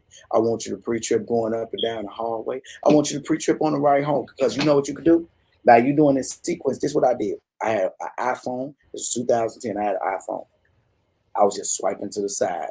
I was on the toilet pre-tripping like, ooh, clearance lights. Got to make sure they working. Swipe to the right. Ooh, right under there, make sure there ain't no leaks. Because I'm looking at the picture. Swipe to the right. Ooh, this was that's the I think that's this right here piece. Make sure these belts ain't got no brakes bulges, and I was just going through it. Swipe, swipe, swipe, swipe, swipe, swipe, swipe. I was just going through it, and I swear to God, I was one of the best pre-trippers in my class because I just used my phone. But this was way back when, and I wasn't a phone geek. So, but now that everybody has smartphones now, but I did. So that's just a piece of advice from me about what's and learn from you, brother. Thank you, and bro, definitely. I think the best advice I can give them, like for me, Okay, when I did my pre-trip, I took it as like I was selling a truck to somebody. okay, So I went through the whole truck, I studied it, and I looked at it as my own truck. So it was like when it came time to take my test, I told the dude, okay, look, this is what we gonna do. I'm gonna tell you everything about this truck, and at the end of this pre-trip, let me know if you want to buy it or not. So then I went through, I looked at the motor, I said, look, you can check out, let's go to the passenger side of the motor. I broke everything down. Went over to the driver's side of the motor, broke it all down. I said, look at the front of the truck. As you can see, all my clearance lights work. All my I ain't got no abrasions, bruises, or cuts or on nothing. All my rubber's good and intact. I'm like, you can see my windshield is clear. It's no cracks. It's not cracked, bent, or broken. And I just went down the whole truck. And then at the end of it, I told him, look, if I was to sell you this truck today, would you buy it? And he was like, man, I ain't never seen somebody ace a pre-trip like this, but I still got to ding you for something because nobody aces my pre-trips. And I was like, damn. that's terrible. That's what I think. So, That's horrible. Good to listen and learn. Okay, let me see. It has the Max Force block, but it has a comment after treatment parts. Okay, I say delete them all. man. Starting USX Monday. Congratulations, bro. Congratulations. Hey, What up, yeah, God? congratulations. It loves McDonald's. Hey, what up, man? You already know. We say what up. Hey, Say I what think up. he did meet me in Salt Lake City. Okay, okay. Should I change my oil every 10 or 20,000 miles? Now, that is a trick question. It's a trick question. I change mine every 15. It depends on what motor you have because my motor says I'm supposed to change it every 15. I got an older truck. It's an '07 Freightliner. I think it says 20 by manufacturer, but I always do 15, 10, 15, about 10, 15,000. I change it because I got a lot more miles too, so I don't play it. But like a lot of these newer trucks, what they doing like 30, 40,000, ain't it 50,000 miles on some of these trucks? Or is it 25,000? What is it? Yeah, I think because mine they said change it every 25,000, but I don't trust that. What brand oils do you got run? I run Rotella. What you run? I run Mobile One. Okay. No truck payments means 15,000 extra in your pocket. What, a year? Shoot, man. Some of these other places, man, they be, man, like, dude, like something like Eric Davis, you being nice. Like when you talking about truck payment, man, you got to think about the people that's leased on to Prime. Man, they paying some of these dudes paying 1,200, 1,500 a week. Man, I heard somebody say, man, my truck note ain't all that bad. I only pay 12. I'm like, oh, 12 a month ain't bad. He say a week. I say, what? I said, what did you say, sir? Like, no, you don't. Whoa, that's a lot. So yeah, man, like 15,000 in your pocket. That's being nice. First time owner operator. Yeah, that is. Way to get out of Reno, Nevada. An airplane. What you say, Gus? What you say, bro? First off, yeah, I mean, it depends. What drive-in, reefer, uh, flatbed? What are you trying to haul? I mean, if you're gonna do drive-in, they got loads that come out of Reno. I mean, the same with reefer. you really ain't gonna make much money. So the best bet I could tell you is stay out at least 2 weeks. Mm, mm. Yeah, As an owner operator, I would say just really learn your area. facts. Okay, as an owner operator, should I lease on with the major carrier? Hell no. You say no? Well, let me not say that. I mean, it really depends. It's different strokes for different folks. Um, Me personally, I wouldn't, but I mean, there's some carriers like UPS. I lease on with them. If I had to pick any carrier, any mega carrier out there right now, I would lease on the UPS freight. Just because I know they got a lot of freight and they probably gonna run your truck into the ground, but they got freight and it might not pay the best, but it adds up. Okay. Okay. Let me get a piece of that. The owner operator of major carrier. I am a fan of major carriers somewhat. They do a lot of the work for you. And especially if you start now, you want to get the feel of being an owner operator without a lot of the responsibility. A lot of the way a major carrier will help you with that. Like if you can, like a major carrier like JB Hunt or somebody, like if you, I would say like if you can find school and the money is good, is most likely percentage, and they got a good line. See, like right now, you could make a good amount of money with a major. Like the majors are doing, like right now is a good time to deal with a major because like a lot of these lows out here for the guy that's on the low board ain't really looking too sexy. But these majors, they be having these relationships built with people, and you know what I'm saying? It's pretty dope, man. They had these relationships built, man, and you can just take advantage of that. So I'm a fan of the majors, but it's not for everybody. Moving on. Next question. Ghost, you ready? First time in trucking school. Safety first, pay attention, enjoy the ride. Sounds like my first time having sex. Look, next is, let me see. Did you have saved up to start off as an owner op? What would be a good number? Ooh. Oh yeah, we gotta. Oh, I know we ain't that far, bro. We gotta speed through these questions. I'm talking about we got like 20 questions. We done got backed up again, bro. For real? Yeah, that's crazy. Let's see what would Okay. be. As an owner op, what would be a good number? mm, I just know from personal experience, I would say after all your expenses, like truck down payment, getting a truck, I would say at least 10,000. Well, if you lease it on to a company, I would say like 10,000, and it depends on the year of your truck too. True. Like it's a lot of variables in that. And then if Facts. you going under your own authority, that's like a whole nother monster. So I mean, it's a lot of. It's kind of like it really depends. Like you gotta really. It's different avenues to like attack that question because it's other stuff that's involved in it. I totally agree with that. Totally agree. But I say 10,000. 10,000 that'll keep you kind of cushy because you put your down payment, and if some go out, you could kind of fix. Like you got a turbo go out 1 week, then you blow a tire for 1,000. You know what I'm saying? You ain't freaking. And I would say definitely try to have some credit cards pushed to the side too. So work on that credit while you're doing it. Yeah. Don't forget those Yep. bro tutorials.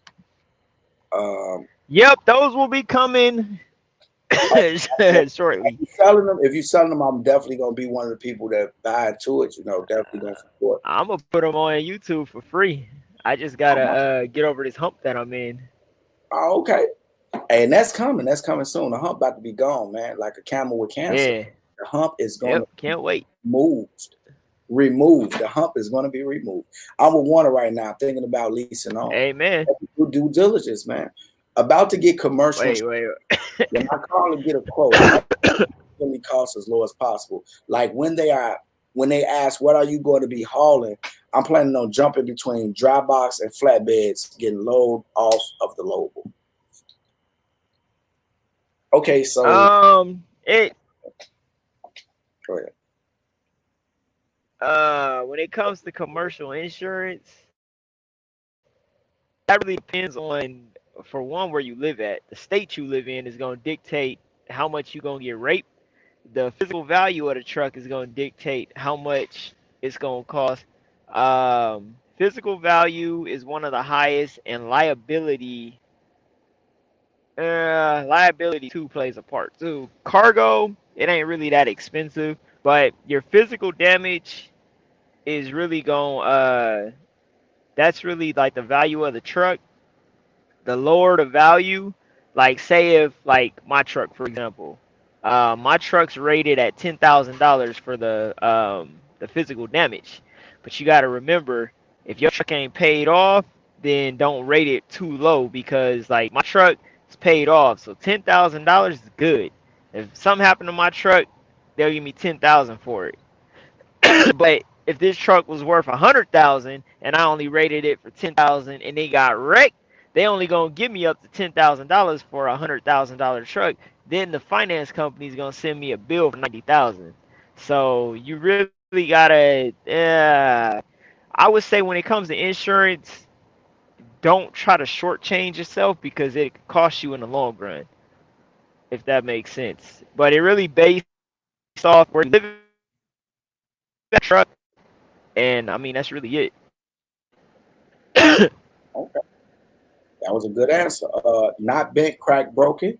We're gonna do it. We're gonna do a question by question. I'll take one. You take one. We're gonna round. Not crack, bent. Notifications is working now. Make sure y'all subscribe to YBE TV. You know what I'm saying? If you got us on YouTube, definitely subscribe to both of us. Press that bell and put in. See all, get all notifications so you can know we going live and you can know what's going on. A good advice on pre-trip. Your boy sleep. You know what I'm saying? You already know. Thank you. Real stuff. Gossip Game. The secret to success for company drivers, owner, operator, or whomever is to pay off your personal debts, bills. Life is smooth sailing. Look, I'm loving you, truck team 48, and you look kind of cute. Got nice cheekbones, a pretty smile. Neck. He has a nice neck. You know what I'm saying? Up there with the neck, baby. How you doing? Sun water flows. I like to flirt a little bit, just a little joke. She probably all the way in Africa. You know what I'm saying? I think the market is based on 7.5 miles to the gallon. Anything less, you got to go specialized. He must be talking about. I don't know. Like, I don't know what you're talking about. You got not necessarily because there's a lot of guys that's running these Peaks, these Western Stars, these big blocks, and things of that nature. So I don't know. Team 48's nicely sailed would take that in. Indicator lights. I see you, Ghost. I see you, Ghost. You already know. It's all love. Left the mechanic industry just to give trucking a chance, and I know it will be worth it. Definitely, man. What you get is what you put in it. Change the oil every time. That's the life of your motor. New Freightliners every 50,000 miles. I knew it was like 50K. I knew I wasn't tripping. Yeah, that's crazy. 17,000 miles. See, I told you we behind. They still talking about the oil changes, bro. Truckers can make money if they're willing to run. Everyone who has contacted me by dispatchers were not serious. Kiana Carter, what's up? What's up? That's my Kiana right there. Make sure y'all check her out. Kiana, I meant call when I get off this live. Make sure you call me, baby, because I forget sometimes. I'm very stupid. Forget. Prime getting raped. I used to lease that. Telling me $1,000, $1,500.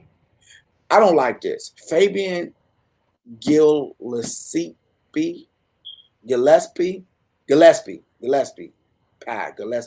Orlando Brown drives trucks. I don't like the Orlando Brown comparison.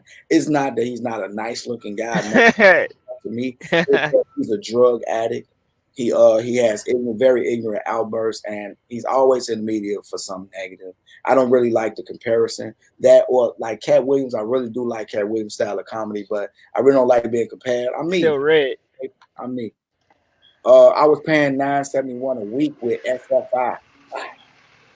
Okay, I'm gonna pull about let him handle his business. I don't want y'all to be hearing that man business. Oil field make good money, by the way, for owner ops. Yes. Drive van. No. Okay. I'm leased on to Prime. They pay $1,200 a week because they want the brand new truck. My truck is a 2018. I pay $902 a week. I'm least. I'm least. I'm in about my 4th month. Have almost paid $20,000. Whoa, whoa, whoa, whoa, whoa, whoa, whoa, whoa. Oh, wait, 20 grand. That's what I'm saying. But look, Tevin, look. Let me tell you this: if they got to walk away, lease, walk away. Take some of that money that you what's the name in and fix your credit. You go to Freightliner and get you a 2018, and you will not be paying $900 a week. You'll probably be paying $1,500-$1,600 a month with a newer truck. Telling you, that's what I'm saying, man. Prime is for the people that don't know no better. Man, you could file bankruptcy and come back and hit them up. Do you still have reefer trailer rental connections? I think, let me see if I think Ghost pretty much indisposed, so I won't come back to that. Unless it's Landstar. Okay, he back. Okay, somebody Ghost. Somebody said you still had a reefer rental connections. I'm on the East Coast. If you're willing to come to Cali, I got 2 reefers right now that I'm willing to rent out for $1,000 each a month. So just let me know. What year out of Reefs? What year out of Reefs? Let's ring.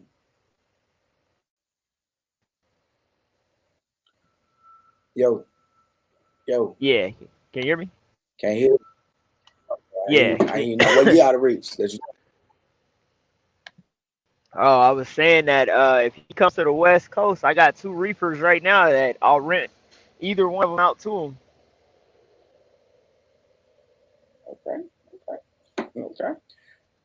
I never go home and I'm in the That's the flatbed. inbox. Good job, man. Keep up the good work. 902, damn son, run effing fast. Hey, I swear to God, that was high. That was high. You ain't hear that, bro. Like you pay $900 a week to rent a truck with Prime, and he's on the low side. The other guy, $1,200-$1,500 a week. Leaving ups and buying my truck. What do you think? How much are they grossing? It's always great. You want me to go back to it? Okay, here you go. We back. It say I'm leased on the Prime. I pay $1,200 a week because they want the brand new trucks.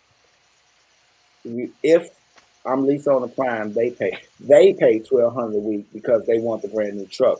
My truck is a 2018. I pay $902. Still high, bro. I'm leased on. Yeah, that's still high. My first month have almost paid $20,000 in 4 months. Oh my God, that's. Oh. I gotta go grab my paperwork. I'll be right back. All right, All right, we're gonna try to run through this. I can see. Hey, bro, I know you can hear me, so I can see you down there. So when you back ready, just wave me on, and you know what I'm saying? I'll just bring you back in. Okay. Leaving UPS and buying my truck. What do you think? I think that's great, man. Anytime you're taking a step to becoming your own boss and you taking a step, you jumping off the porch, man. Congratulations, man. It's a scary ordeal, man. Believe in yourself, do your research, and just work hard at it, man. Just give it your all and don't give up. I'm going to give you and a lot of people a golden piece of advice while we don't go. You are always the problem. It don't matter what the company is doing. They cheating you. They not getting you the lows. They stealing off your paycheck. Okay. How are you going to solve it? What are you going to do? You are always the problem. When you become a boss and you leave somewhere where you can blame and say, hey, my paycheck wasn't right. Fix it up. It's your fault because like I work for you. It's this because I work for you. But when you work for yourself, it's always your fault. Oh man, my truck acting up. This. Guess whose fault that is? Yours. Because the majority of the time, your truck will give you warning signs. And you know what? I'm just gonna wait because I just want to go kick. No, you can't do that.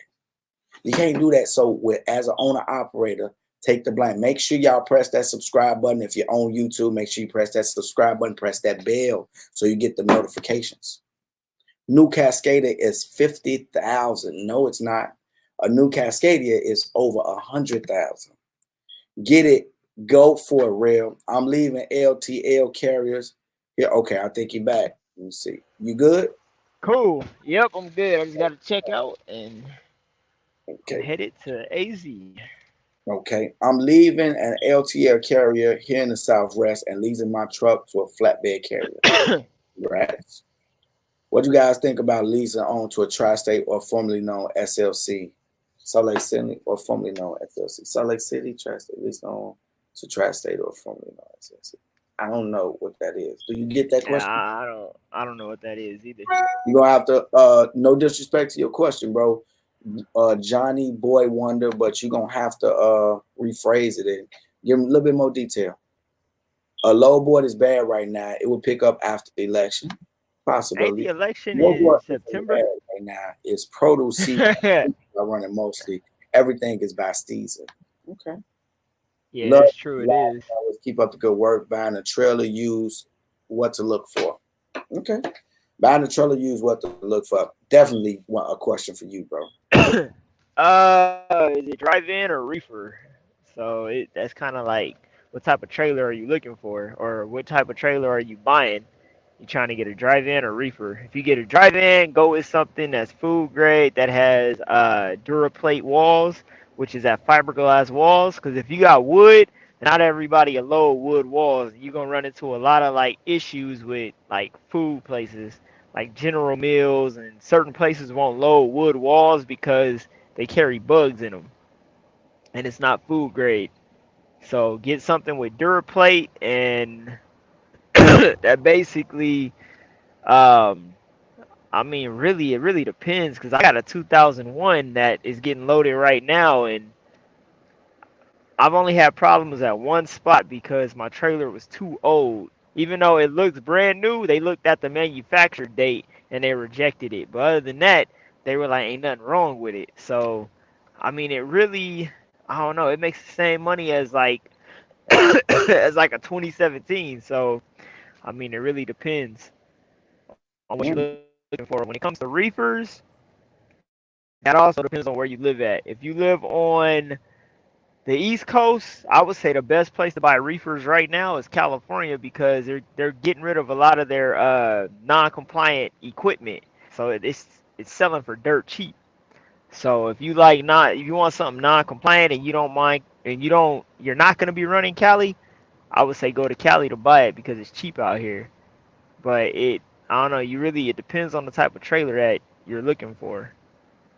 Okay, so I got a question to piggyback off of that. My question is to ask if I was to buy, let's just say I found a dope trailer in Cali and they wanted a little bit of nothing. Now my truck is not compliant to go into Cali, so how would I get the trailer? You want me to bullshit you or tell you the truth? Both. Do both. All right, I'm gonna bullshit you. You want to get a truck or get some way of getting a compliant vehicle to go in there and grab the trailer and bring it out. And you got to ask yourself, is it gonna be a reefer or is it gonna be a drive-in? Definitely gonna be a reefer. Well, is it a compliant reefer or non-compliant reefer? Non-compliant. I'm going in there to get the dirt cheapest price. I want me. Ah, okay, a non-compliant. I can't run, but I go in there and get it. And I want to run a load. So should I run a load to I like mean, they Bob? got companies that take the truck to Arizona or to Nevada, and you can just pick it up from there. Or if you want the truthful answer of what I know certain people would do, I'm not saying myself, I just go in there and get it, old truck and all. Man, but if you get caught, they is gonna make sweet love to your cervix. Nah, they'll just fine you about $15,000 and Oh, then you know what? That take is you out. that's making sweet love to your service. Tune is scary. I I appreciate mean, love, I know bro. people that I know people that got old trucks and old trailers and they run in and out every single day. I Oh know my people man. that got deleted equipment that do it. It's just I don't know. A driver told me one time that he'd rather pay a fine than pay emission costs. He said he'll make way more money with doing it the way he's doing it versus if he gets caught one time, he'll have enough money stacked up to just pay it and keep on doing what he's doing. But that's certain how certain drivers think. I gotta give a shout out to Raythan Henderson. Man, he told me about merch from me. I think I set his business up for him. I did shirts for him, did polo shirts for him, the Checkmate Management, man. We made his logo. We did everything. When I say everything, we did everything for him. And as you see, he's definitely satisfied. So make sure y'all check me out. Y'all see it right up here. You see, I'm almost touching it. ybetv.org/shop. Pick up some stuff. Don't forget, Tune does personal credit, business credit, merch, and more. You already know. Thanks, Will. You already know. Appreciate you. On a used trailer, trust me, look for the cross members and not be cracked and the wood solid, and take it on the test drive to make sure it's not trying to run from you. Okay. Yeah, that's very true. Yeah, Tune the OG did my business local, and I got my shirts for my company. Yep, there you go right there. There you go right there. Not got correction. He created them. I swear to God. Swear to God. Yeah, did the logo and everything. Should you buy a new truck starting off as an 00? I wouldn't personally. Me I like old equipment. Me too. I like old shit that breaks. So I don't know about other people. I just feel like the older stuff, man, you know, like it'd be a little bit more trustworthy with certain areas because, you know, people already then work the kinks out and they know the technology a lot better. So you know what I'm saying? You don't wait. Is an engine Cummins 15 450 HP a good engine? I don't know about engines. Dave, that was on you. You want this one? What is the engine Cummins 15 a good engine? I don't know. I couldn't tell you. I mean, I got an international with a Cummins, and I think it is. I think it's got an ISX in it, and that damn engine, that shit, man, it's a strong engine. It's just the transmission sucks in it. I mean, I think Cummins are good engines. It's got one hell of a Jake on it. Somebody said Loshan says it's stupid to own a truck. He's a champion for leasing. What are your thoughts? You want to answer this one or me? Yeah. Okay, we could both smack this one because I just got agitated. What about you? Yeah, I did too. Okay. let me just say this. I'm gonna take out the shades for this one and address my hand. First and foremost, people, you got to understand this. Everything comes with a certain amount of risk to it. And for Loshan, no disrespect to him, I don't know the guy personally or the sister personally, but what I will say is this, Loshan, is that CR England started off with a couple trucks. JB Hunt the same, most likely. Snyder the same. Everything starts off small. Apple started off with Steve Jobs with his homeboys working on a small computer, a little motherboard that was just sitting and collecting dust. And then they ended up doing some things, and now they're multi-billion-dollar people. You will never, ever, ever make the biggest amount of money necessary working or not owning. Now, leasing a truck, it does give you a certain amount of stability because you leasing, but you pay a lot more for it. But you got to understand that they own the truck and you leasing it. And it takes away your options because someone can tell you what to do and they can control your eating habits because they can say, hey, get my truck back. You're not complying no more. Get my stuff back. But the thing is like with Dave, let's just say, no, we ain't going to put Dave in it. We're going to put Mike in it. Mike owns 3 trucks. He leases 2 of them out. He can lease them out to people. Mike could have somebody drive his trucks. Mike could actually drive one of his trucks. So Mike could just sit him in his front yard and let him look pretty. You see all the things that Mike can do with his truck. But if Mike has a leasing company, that lease company say, oh, no, you can't sublease our stuff. Is it you running it up? We're not dealing with you.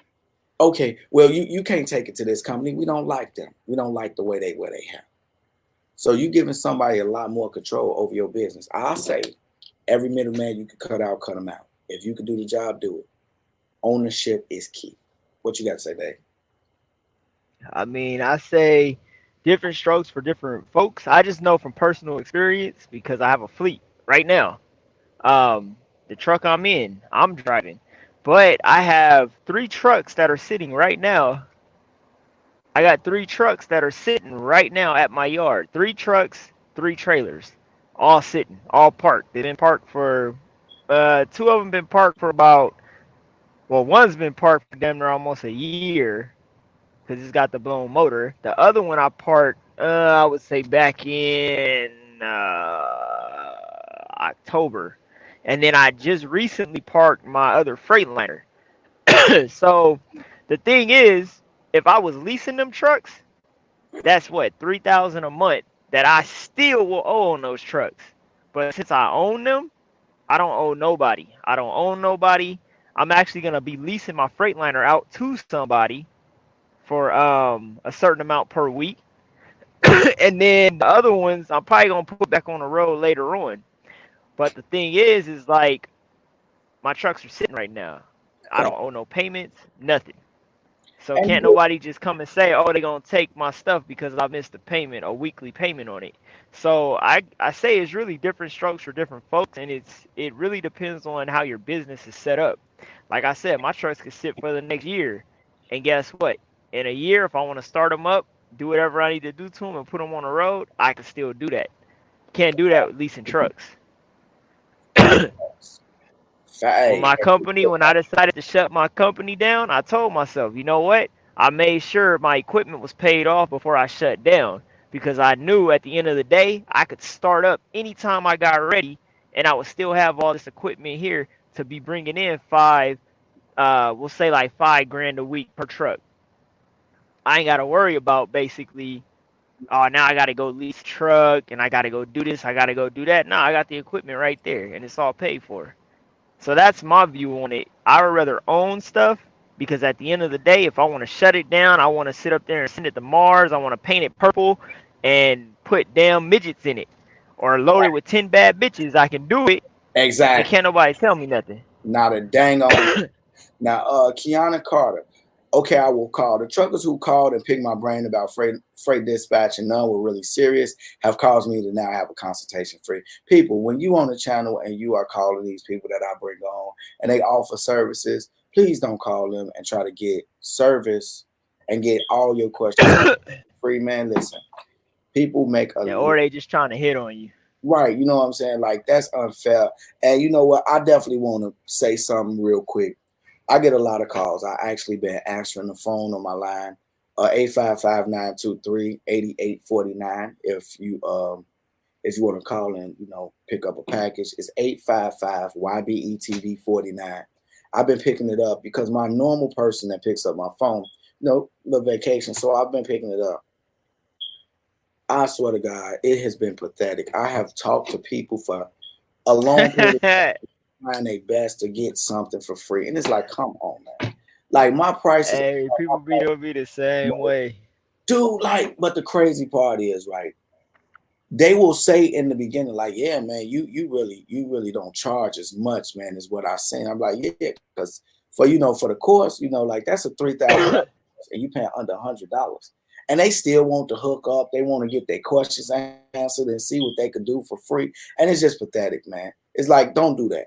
People got to make a living. People got to feed their family. And as you see, this is not a channel where we don't grow, where we don't make things happen. Look at it. Every time you see my channel, it has advanced. Every time. Every time you turn around, it's made advancements. So you are seeing money be put back to this thing. Make it make sense, y'all. Come on, we got to do better. I think he saved almost 20K not spent. Okay, he saved prime 55 mile an hour club. Whoa. I'm a CA. Do you have any work for me, Ghost? I'm on out. Nah, I don't got nothing right now. I am completely not in business right now. I got everything shut off until next month. Step back. You just taking a step back, bro. Just taking a step back. Hey, what just going into a huddle. You know what I'm saying? That's what all the good teams do. Just time to take a step back, going to a huddle. First down. Now 3rd and 7. He's still about to get the first. It's all good. Back to how miles per gallon is so important now. If 2 drivers getting 5,000 at the same company, whatever paid off trucks, the one with the better miles per gallon will take 200 to 500 extra a week at the same gross. Understand? True. Definitely, fuel mileage is very important. The back Yeah, of that's my very head, I true. will always write with my finger, Gov 65 MHP, go around. Exactly, man. Like, it ain't no fashion show. Being fast, like, look, man, being fast is not cute on little girls or truck drivers. A gross anywhere Yep. from 4,300 to 4,900 after all deductions. I can take home anywhere from 16 to 24 before tax attacks. Okay, I can see that. My son want to say hi to everybody. Hey, Kylie, mother, you want to say hi? Say hey, hey. No, no, hey. Election is in November. Okay, well, you just want to chill. You can just sit here and chill. Okay, elections is in November. Oh, this dude just came and want to lay under me in the most uncomfortable way. Do you have a dry van for rent? Do I have a drive-in? Nah, I don't have one right now. I probably will though. In probably about a month. I would say just reach out to me and see what I got. I got reefers right now. Son? Just had mouth surgery, y'all. Be patient with me. He just had mouth surgery. He had to get some stuff taken care of. Floors and walls. Brandon Johnson, listen, man, get a $25,000 truck. Take your black butt to the oil field. Less miles, more money. OTR is killing y'all. Or go intermodal if you have family. Hey, Brandon, I can't even argue. I'm in Southern Cal. Terrell, 50,000 when you change the oil.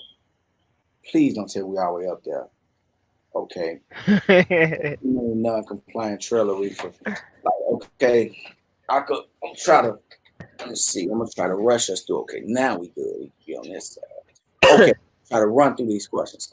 What do you mean non-compliant? Non-compliant basically means that if you got a reefer after a certain year, California say that look, you can't run certain devices that gives off fumes and toxins into the air after. Yeah, Uh, basically it's a reefer without a filter in it. yeah, and they not trying to have it. That's yeah. They pay you. I got Hey, to Cali with all the De La time. Cruz. That is my girl right there. Hey, you think sunshine brings sunshine? She brings sunshine. Ooh, she is kind of pretty. Okay, sunshine. We got some sunshines in the house. Sunshine My got some competition.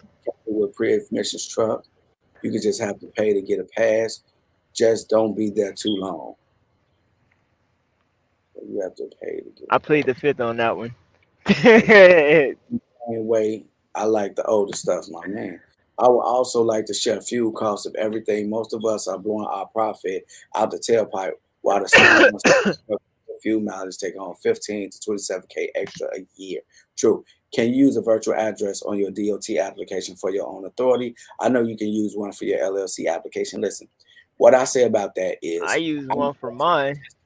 yeah, what I was gonna say is it's different for possibly each state. So I never ever give direct information. But what I can say is a lot of the time you can't use different mailing address. You can use your home address as your mailing address. Business address can always be different. It's just saying where's your corporate address. It's the only thing a virtual address is saying. Listen, my corporate is based out of here. This is where I'm at, and this is where I'm doing business out of. So I don't know though. I don't know though, bro. I'm not 100% sure. You would definitely have to ask somebody that's professional in doing that. So definitely ask a professional, especially for your state. That would definitely be a state cut. You got too many options with ownership. Exactly. Cut the middleman, bro. Learn that stuff the hard way. Exactly. Ghost needs us to dispatch and recruit drivers for him. Hey, that might be a good fit, Ghost. Reach out to Kiana Hey, yeah. in California too, bro. Y'all might be able to hook Yeah, I'm up. gonna definitely reach out to her because I definitely got some power moves I'm about to make. Okay. So tune your trucks mechanical and look into fuel economy. Tunes, not so much power. Tunes and everything that may be bringing down fuel mileage. I know from experience, truckers are losing profit. Totally true. Facts goes. Title gang over here for me. You already know. Facts. Yvette White. Facts. Say ghost. You think them trucks will hold up pulling flatbed? Just a question. I mean, they should. Okay, let me see. If you lease will they repair? Can you trade them? It really depends on the lease. I know the leases that Loshan is in, he has to pay for the repairs. And after, but the thing is about his leases, they got mileage caps on them, so you can only go over a certain mileage per month with those. And they charge you if you have any overages or anything like that.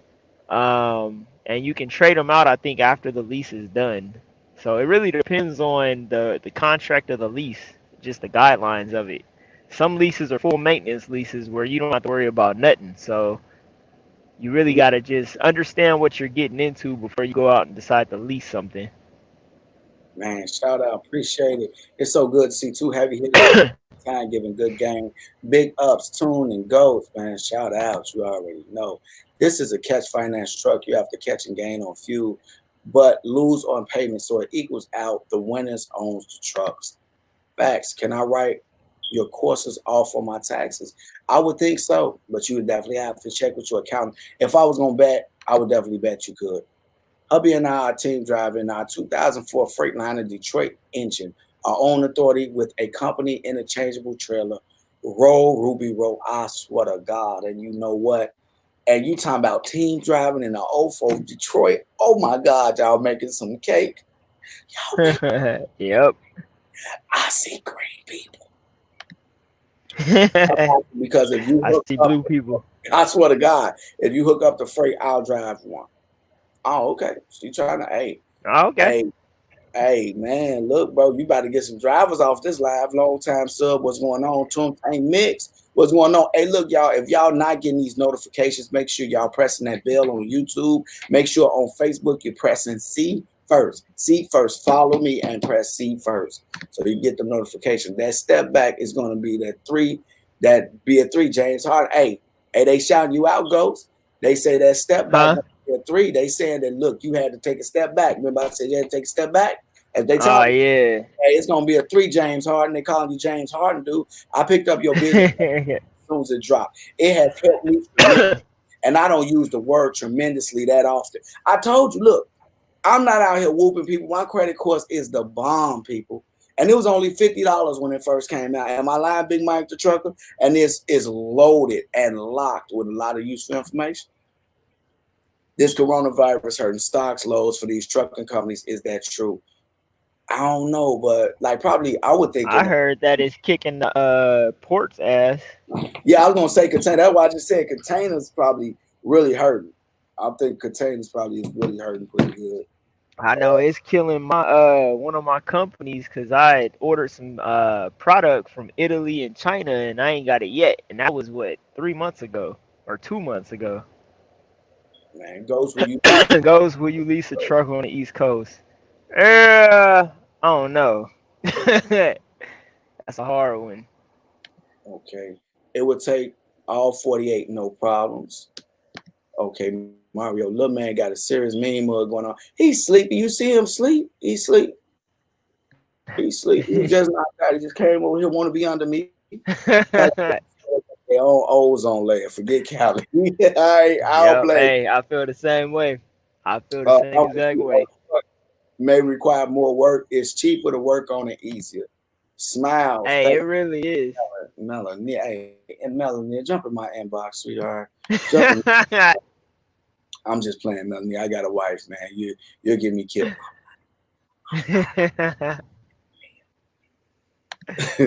State to state, right?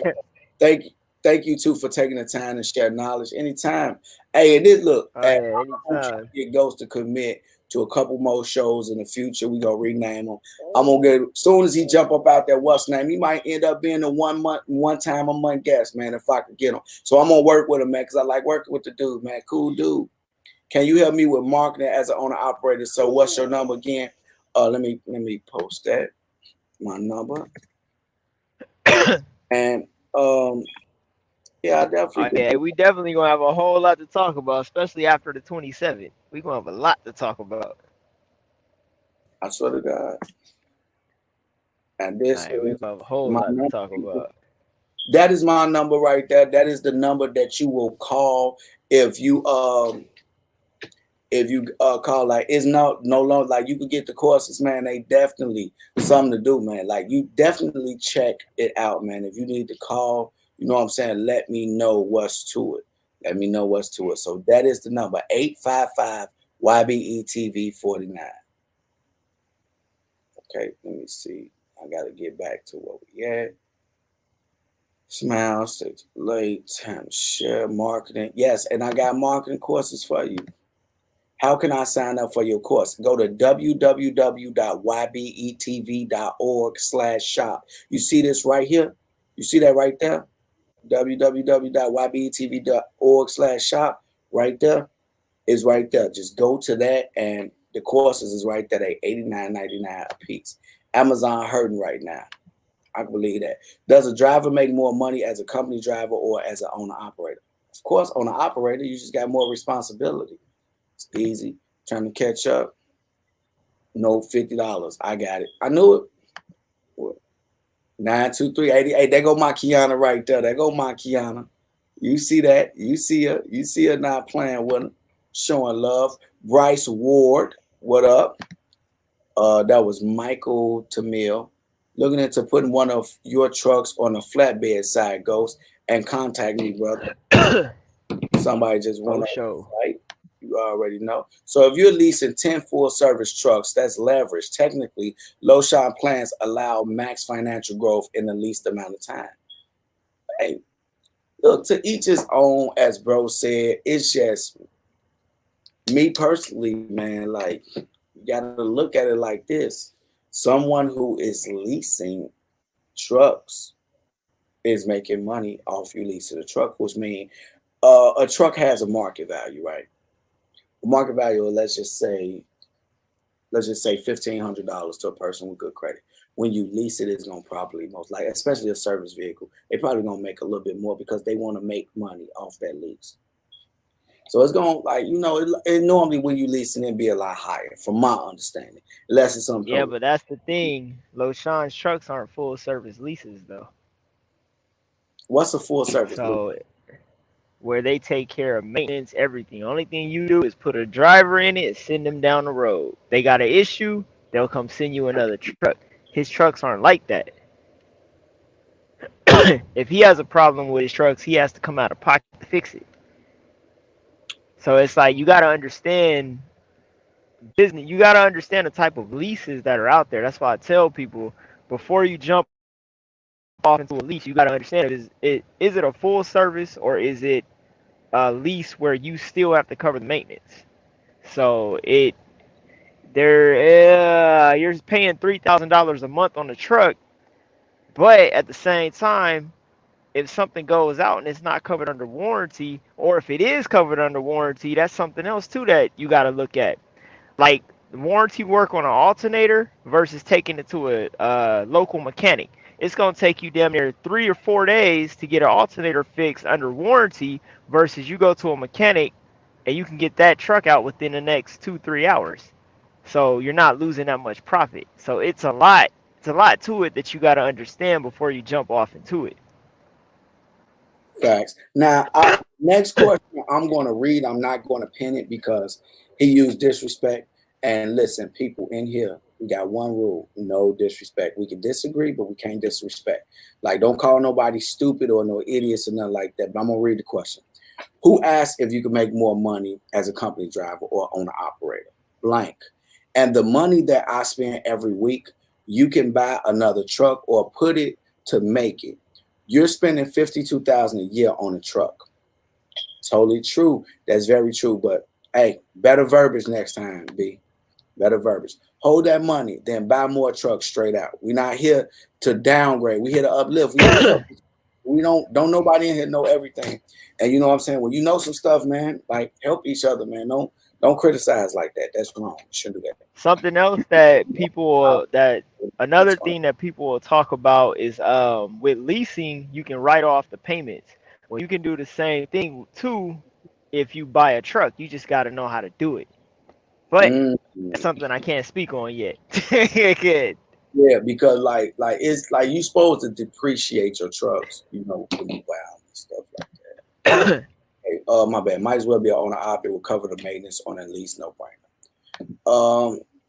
Hey, Ghost, any suggestions for the guys who are looking to get away from SFI? What's SFI? I Is don't that even crazy? Them Snyder trucks. Really depends on their contract. I know when I was there, you could pull the truck off and take it wherever you want it to go. But I don't know how it is now. I couldn't tell you because I heard that they've changed up a lot of things. Because dudes was going there, jumping on choice for like a month, and then taking their trucks and putting them under their own authority, taking them to all these different companies, and you were basically walking in, no money down, and coming out with a brand new truck. So I mean, it Ooh, really depends. man, hey, shout out to Richard. Shout out to my boy Rich. Paid 55. Hey, 5,500, that's a We steal. hitting it. I'm around and I'm getting it. Shout out to Yeah, Rich. that's definitely a steal. 52K, but I '07 loan notes Peterbilt with an overhaul on the engine and the warranty on the overhaul. Knowledge is power. Shout out to B. Shout out to you, Brandon. What you guys are doing is doing Guinness. There's no one else doing this to help truckers. Hey, we different, man. We're a different breed of person. You know what I'm saying? My bad, G. I'm from Chicago. Hey, look, bro. That's what we in here to do, man. And look, as a Chicago rep myself, bro, you know what I'm saying? We gotta look out for each other, but sometimes we gotta check each other. Say, hey, sometimes you might have to check me and say, hey, too, bro, you tripping. Hey, and I might say, hey, B, bro, you kind of tripping on that. You know what I'm saying? Or whatever. We gotta look out for each other. And, you know what I'm saying? Make sure we stay cool. You know, we here to help, bro. We here to help, but it's all good though. It's all good. Okay, my man. I seem to respect. Hey, respect is all about respect and learning and building. I really appreciate you guys for doing this. You both open up a lot of people's eyes in the trucking game. God bless you all. I'm an OO myself, and I listen to both of you all. Keep getting it. Appreciate you, man. Oh yeah, Hey, thank you. Much love and respect. Richard was good, bro. Kiana, there go my baby Kiana. What's up, baby? I'm sorry you're not slow. You're just financially confused. Hey, just learning, B. That's it. Just learning. In order to take the SF5 when I was there, they charged between 1,500 and 5,000, and they have to approve the carrier. Ooh. Yeah, see, back when I was doing it, shoot, it was open season. But like I said, people went in and messed it up they burned the spot. So Hey, burn down the trap, huh? I shared this. Everyone would do the same if they didn't already. Folks on the right got a YouTube tune. Man, that's what I'm saying. People, you gotta understand, man. You gotta understand that we out here giving good game. My man that came in here hung out with me, man. Hey, Dave, what up, bro? You, my man, Ghost in the house with me, man. Cooling. What up, man? yeah, I know. What's going on, guys? You already know. Well, we caught up with the comments finally. Caught up again, man. Man, But that's crazy. man, bro, like, man, it was a lot of comments, man. That was a lot of comments. But Yeah, man, it was. But to good. answer the question about good money in trucking, like I made a video about it. Anything that basically for me benefits the family, um, anything that basically benefits the family and can give me what I want out of this industry and give me a chance to take my old lady out on dates, take cruises, just live my best life. To me, that's making good money. I'm not out here trying to become damn near a millionaire off of trucking. I just want to make enough to enjoy myself and leave something for my kids if I ever decide to have some. Man, and that's the whole thing about it, bro. What we gotta learn and understand is, man, is what goes YouTube. Oh, somebody just asked, what's your YouTube, bro? Oh, it's Um, still hugging TV. HAWK, right? HAWGIN. HAWG. Still all good. Yeah. Okay, post that one. Facebook. Still Hogging TV. That's it. Did I do that right? Yup. Okay, that is Ghost YouTube. Make sure you press that bell so you can get notified whenever this man does another video. Like as you see, this is a guy that I got the utmost respect for. We definitely didn't get a chance to hook up when we was going to do our own this other thing that we was able to do, but we still knocked it out the park and we held the name down. So now I got him on here, and y'all see what type of information he bringing. So if you don't know about Still Hawking TV, you need to get off of the computer and get on Still Hawking TV. It's still out here hawking on the TV. You already know. All right. Okay. We did that one. Did that one. Fold that one. YouTube. Let's go YouTube. What's going on? Okay. Got a YouTube as well. Superman YOLO Rolling. Okay, baby. Okay. All right, Okay. I'm gonna subscribe to it. Hey, if y'all got a YouTube, y'all want me to subscribe, man. Right now, I'm subscribing. We gonna pin y'all, and everybody can subscribe. And I'm on Ding the Bell. Superman YOLO Rolling. Look, it just popped up. Okay, is that you? That's you, right? That's you, dude with a blue shirt on.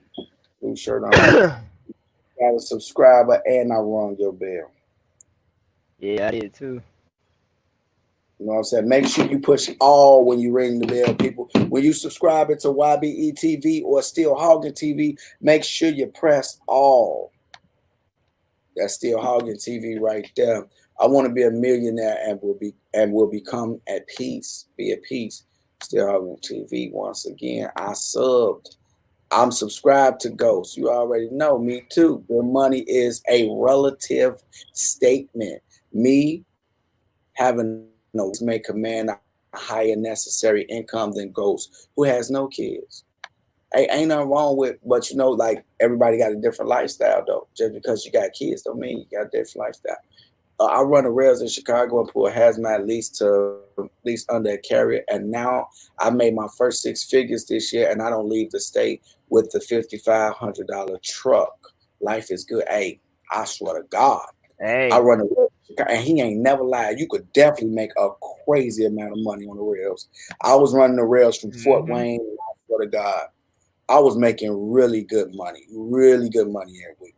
Tips for a healthy lifestyle on the road. Oh, who gonna take that? You want this? That's something you can answer. Nah, you can have that one. Man, listen, man. Definitely meal prep. I'm a fan of juicing. If you can get your juice, if not, spend that little $400 on your blender. I got a blender. It's called a hold on, what's the name of the blender? It's a really good blender. It's like $400. Hey Zoe, go read the name of that blender in the kitchen. The blender that I use to make the smoothies. And tip. No, not the NutriBullet. There's another blender. You get a NutriBullet. Just blend you up some stuff. Listen, fresh fruits. That's a woman's blender. Anything? No, like man, it's a savage G. It could bring bricks into stuff. that blender. Oh, for real? What's the name of it? It's called a Vitamix. I swear to God. Yeah, it's one of them big blenders. Yeah, they use them in commercial establishments. But get you a Vitamix, man. Get you some blending going. Get you a Vitamix and go for it. Do what you do and enjoy it, man. Have it. Have fun. And fresh fruits and vegetables, not out the can. No white stuff. No white bread. No white flour. Stay away from fried foods. If you gotta use any type of oil, use olive oil. Don't use vegetable oil. Use grapeseed oil. Use peanut oil. Things of that nature. It's better for you. And just try to stay away from processed stuff as much as you possibly can. I got it. After we finish these comments, I'm about to go. My back hurt. I'm about to go. I just purchased a 2016 Freightliner Cascadia along with a 2012 53 dry van trailer, and I'm having a hard time finding a driver. Is there anyone who you could refer me? I'm on Tag Her. Where is my baby at? Get up with her. It's Kiana Carter. If you need her information, you see all of my social media on there. You got my email at the bottom. You got my Twitter at the bottom, and you got my Facebook at the bottom. You reach out to me in any one of those inboxes, and I will get back to you with her info. I don't know how great she is. I don't know how bad she is. But what I can tell you is she is the first person that came to me and told me she does what you're asking for. Okay? Mhm. So that's who you need. I'm working on new I'm definitely material about to use her. just for a GoPro. Oh, go for it. Go for it. Vitamix. You already know Vitamix. That's what it is. All truckers should get stuff from Organifi ET, the hip hop preacher, put me on. Organifi ET. I've never heard of that before. I've never heard of Organifi ET. Okay, how do you feel about car hauling, and do you think it's a really dangerous job? Yes, anything where you got to stand on metal and it'd be cold as heck outside, you can slip. And cars can go, man. Like, but everything I got think a car certain. hauling's good money. I definitely know that car hauling is good money. Car hauling is great money.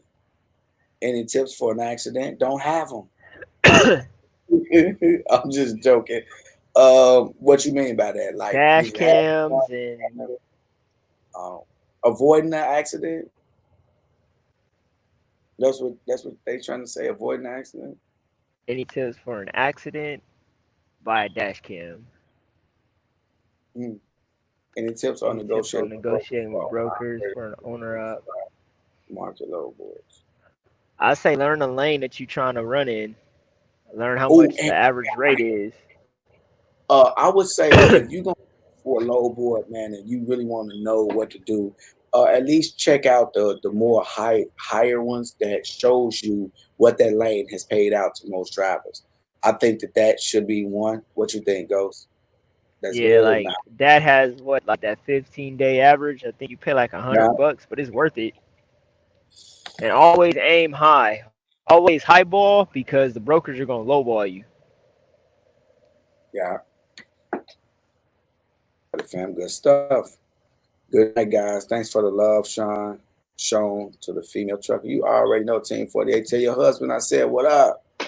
Also, too, a lot of guys sleep on the twit car when it comes to truck. My suggestion, if you can. Yeah, if you get into the ports. Yeah, Uh, I used my Twit card a lot before it expired. I'm getting into intermodal because I watch YBE Home Time to be with fam bros. Hey, ain't nothing wrong with that. I appreciate it. Yep, Why get nothing that wrong with that expensive at all. without your pockets fat? I swear to God. Accident, tell them to pull out next time. Oh my, look, Mario, you are just man. Like man, dude. Okay, after the accident. Well, uh, that's what I was saying. That's what I was trying to see. See, you was talking about preventive accident, Ghost. She was talking about after accident. That's why I had to ask, like, what you mean by accident? Oh, After, yeah, she was talking about accident after. We finally caught up to. We're about to get ready to end it out there. We probably do what? How many more questions you want to do? it's up to you. You the You chilling. captain. Yeah, I see you I'm chilling. just a guest. Um, after the accident, I'm I still would say, locked in my door, so oh, okay, cool. I would say, my cuz say, what up, cuz? What up, cuz? I'm gonna show you your face. I'm gonna show you your face. What's up, cuzzo? What's up, cuzzo? But after the accident, ooh, if you had an accident, I man, it's know. not gonna be all of your career. Do not freak out. But it is a lot of people that Yeah, may don't not. freak out. But like it's all about research. It's all about going out and creating your own opportunity. I will say I wouldn't make no big purchases right now if you're not locked on with a carrier that didn't forgive you. Like if you with a carrier and they forgave you and they say, okay, I ain't really tripping on your accident, whatever. But if they let you go to another carrier, see what they talking about. There's a lot of people that will give you a chance.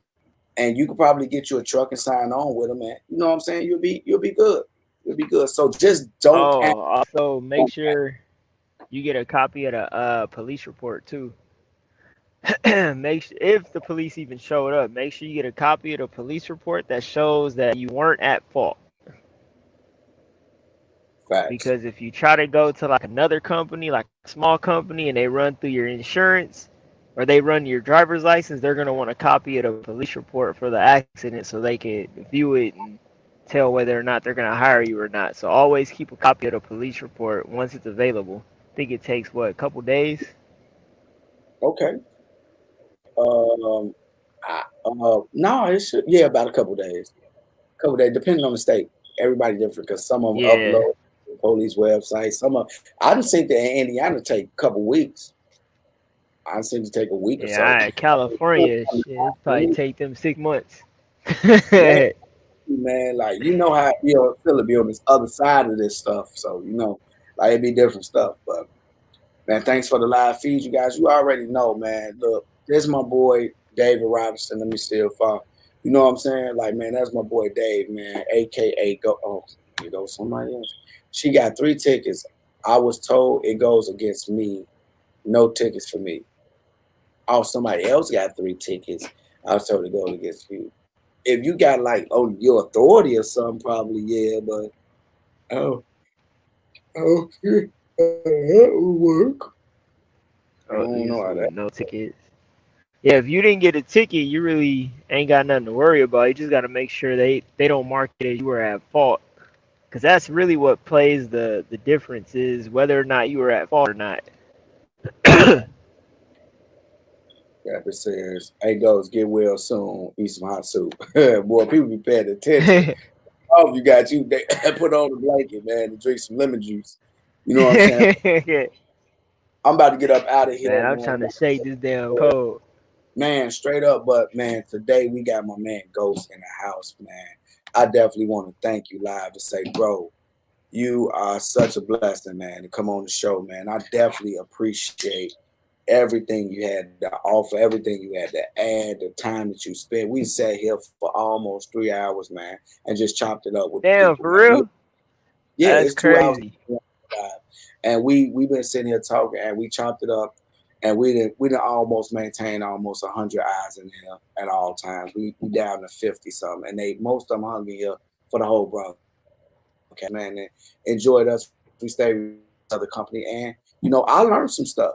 I actually learned some stuff today, and I hope you guys learned Yeah, and I did enjoyed. too. Man, I'm telling you, man. Look. Kim ain't gonna let us go. For the rookie, how do you deal with getting sleepy? Crack a window, take a walk, a little coffee, and last but Man, not least, I took a 5 hour energy. What was it? uh, I would say that's maybe 2 months ago. It was my first time taking one.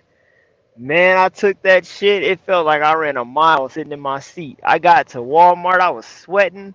I thought I was gonna die. So stay away from them. They the devil. I would honestly say, man, one of the best ways is changing your diet. Don't eat nothing real Hmm. heavy. Just try to slow down on eating heavy, greasy, gritty foods while you're driving.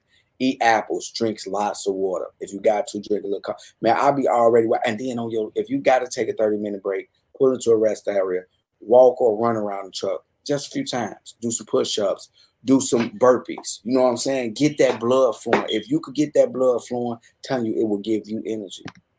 Y'all should Yep, really get get your spinal doing a lot. fluid moving. I like that, man. Hey, they liking us, bro. Hey, they feeling us, man. They feeling us. Ghost peroxide in ear, 5 minutes. Peroxide in the ear. What does 2020 that do? last year for everyone in here. We just got to hustle and grind for it smarter. Let's go. Hey, so I'm telling you, the best way to deal with sleep is to pull over and close your eye. Hey, Mario Cardwell, true, total fact. Yeah, it is. Truck stops by the coffee. Stop. Hey, I don't like them stocks though, man. Hell no, Jittery. man. That coffee, you get the shits. Man, it did like I don't know if y'all like battle rap. I don't know if y'all like battle rap and know about New Jersey twerk. You like bigger, you know what I'm saying? With the bigger nugget, and he be shaking his head like that, like you know what I'm saying? Then Bigger when you nugget. get to where you going, you get to cleaning your truck up and do all sorts of shit. Clean the windows, Man, I swear, to and then God, you bro. crash. Man, and that's what I'm saying, man. It's all about trying to stay natural. Quit commenting, y'all, because I'm about to go. But man, definitely was a ball. Bro came out.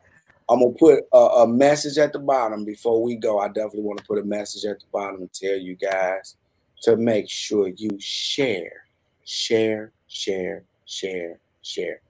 Y'all see the banner going across the bottom. Make sure you share this. Make sure you share this. Drink plenty of water. You'll be good. Appreciate both of y'all. Stay blessed. Black power. You already know. For the white people in here, white power. No, you can't even say that. Can't even say that. White acceptance. You know what I'm saying? That's what it is. So enjoy. I hope y'all enjoyed. Hope y'all had fun. I definitely did. David, can we expect you back, bro? Yeah, I definitely come back. Like I said, I got a lot to talk about later on. Oh yeah. Hey, can I get that interview? Can I get that Yeah, interview? yeah. When you get done Yep, with you'll be the first one. my You'll man, be the hey, first one. y'all, that's gonna be a bomb burner, y'all. Y'all gonna love it. So I'm make sure telling y'all that right there, I'm gonna just keep it all the way 100 with everything that's been going on. So it's definitely gonna be something to watch. all right, well, I'm gonna let you do your thing real quick. Go and take your outro to say what you gotta say, then I'm gonna outro it, and we gonna go. Don't say what you gotta say, Ghost. You got the whole flow. Basically, hey, just stay focused and I guess just follow y'all dreams. If y'all want to be owner ops, basically do all the research you can do and trust your process and keep on going. Even when the road is rough and everything is against you, just keep your head up and keep on going. Cause learn from my experiences. I didn't damn near had it, lost it, and my biggest thing is I can't give up. So y'all can't do the same. So I guess that's all I really got to say. Man, we loved it. And you know what I'm saying? We got a lot of love for my man Ghost. He did his thing. It definitely was a pleasure having everybody. You know what the slogan is. You know how I go. And it's your boy Tunchi signing off. If you don't want to end up in a box, think outside of it.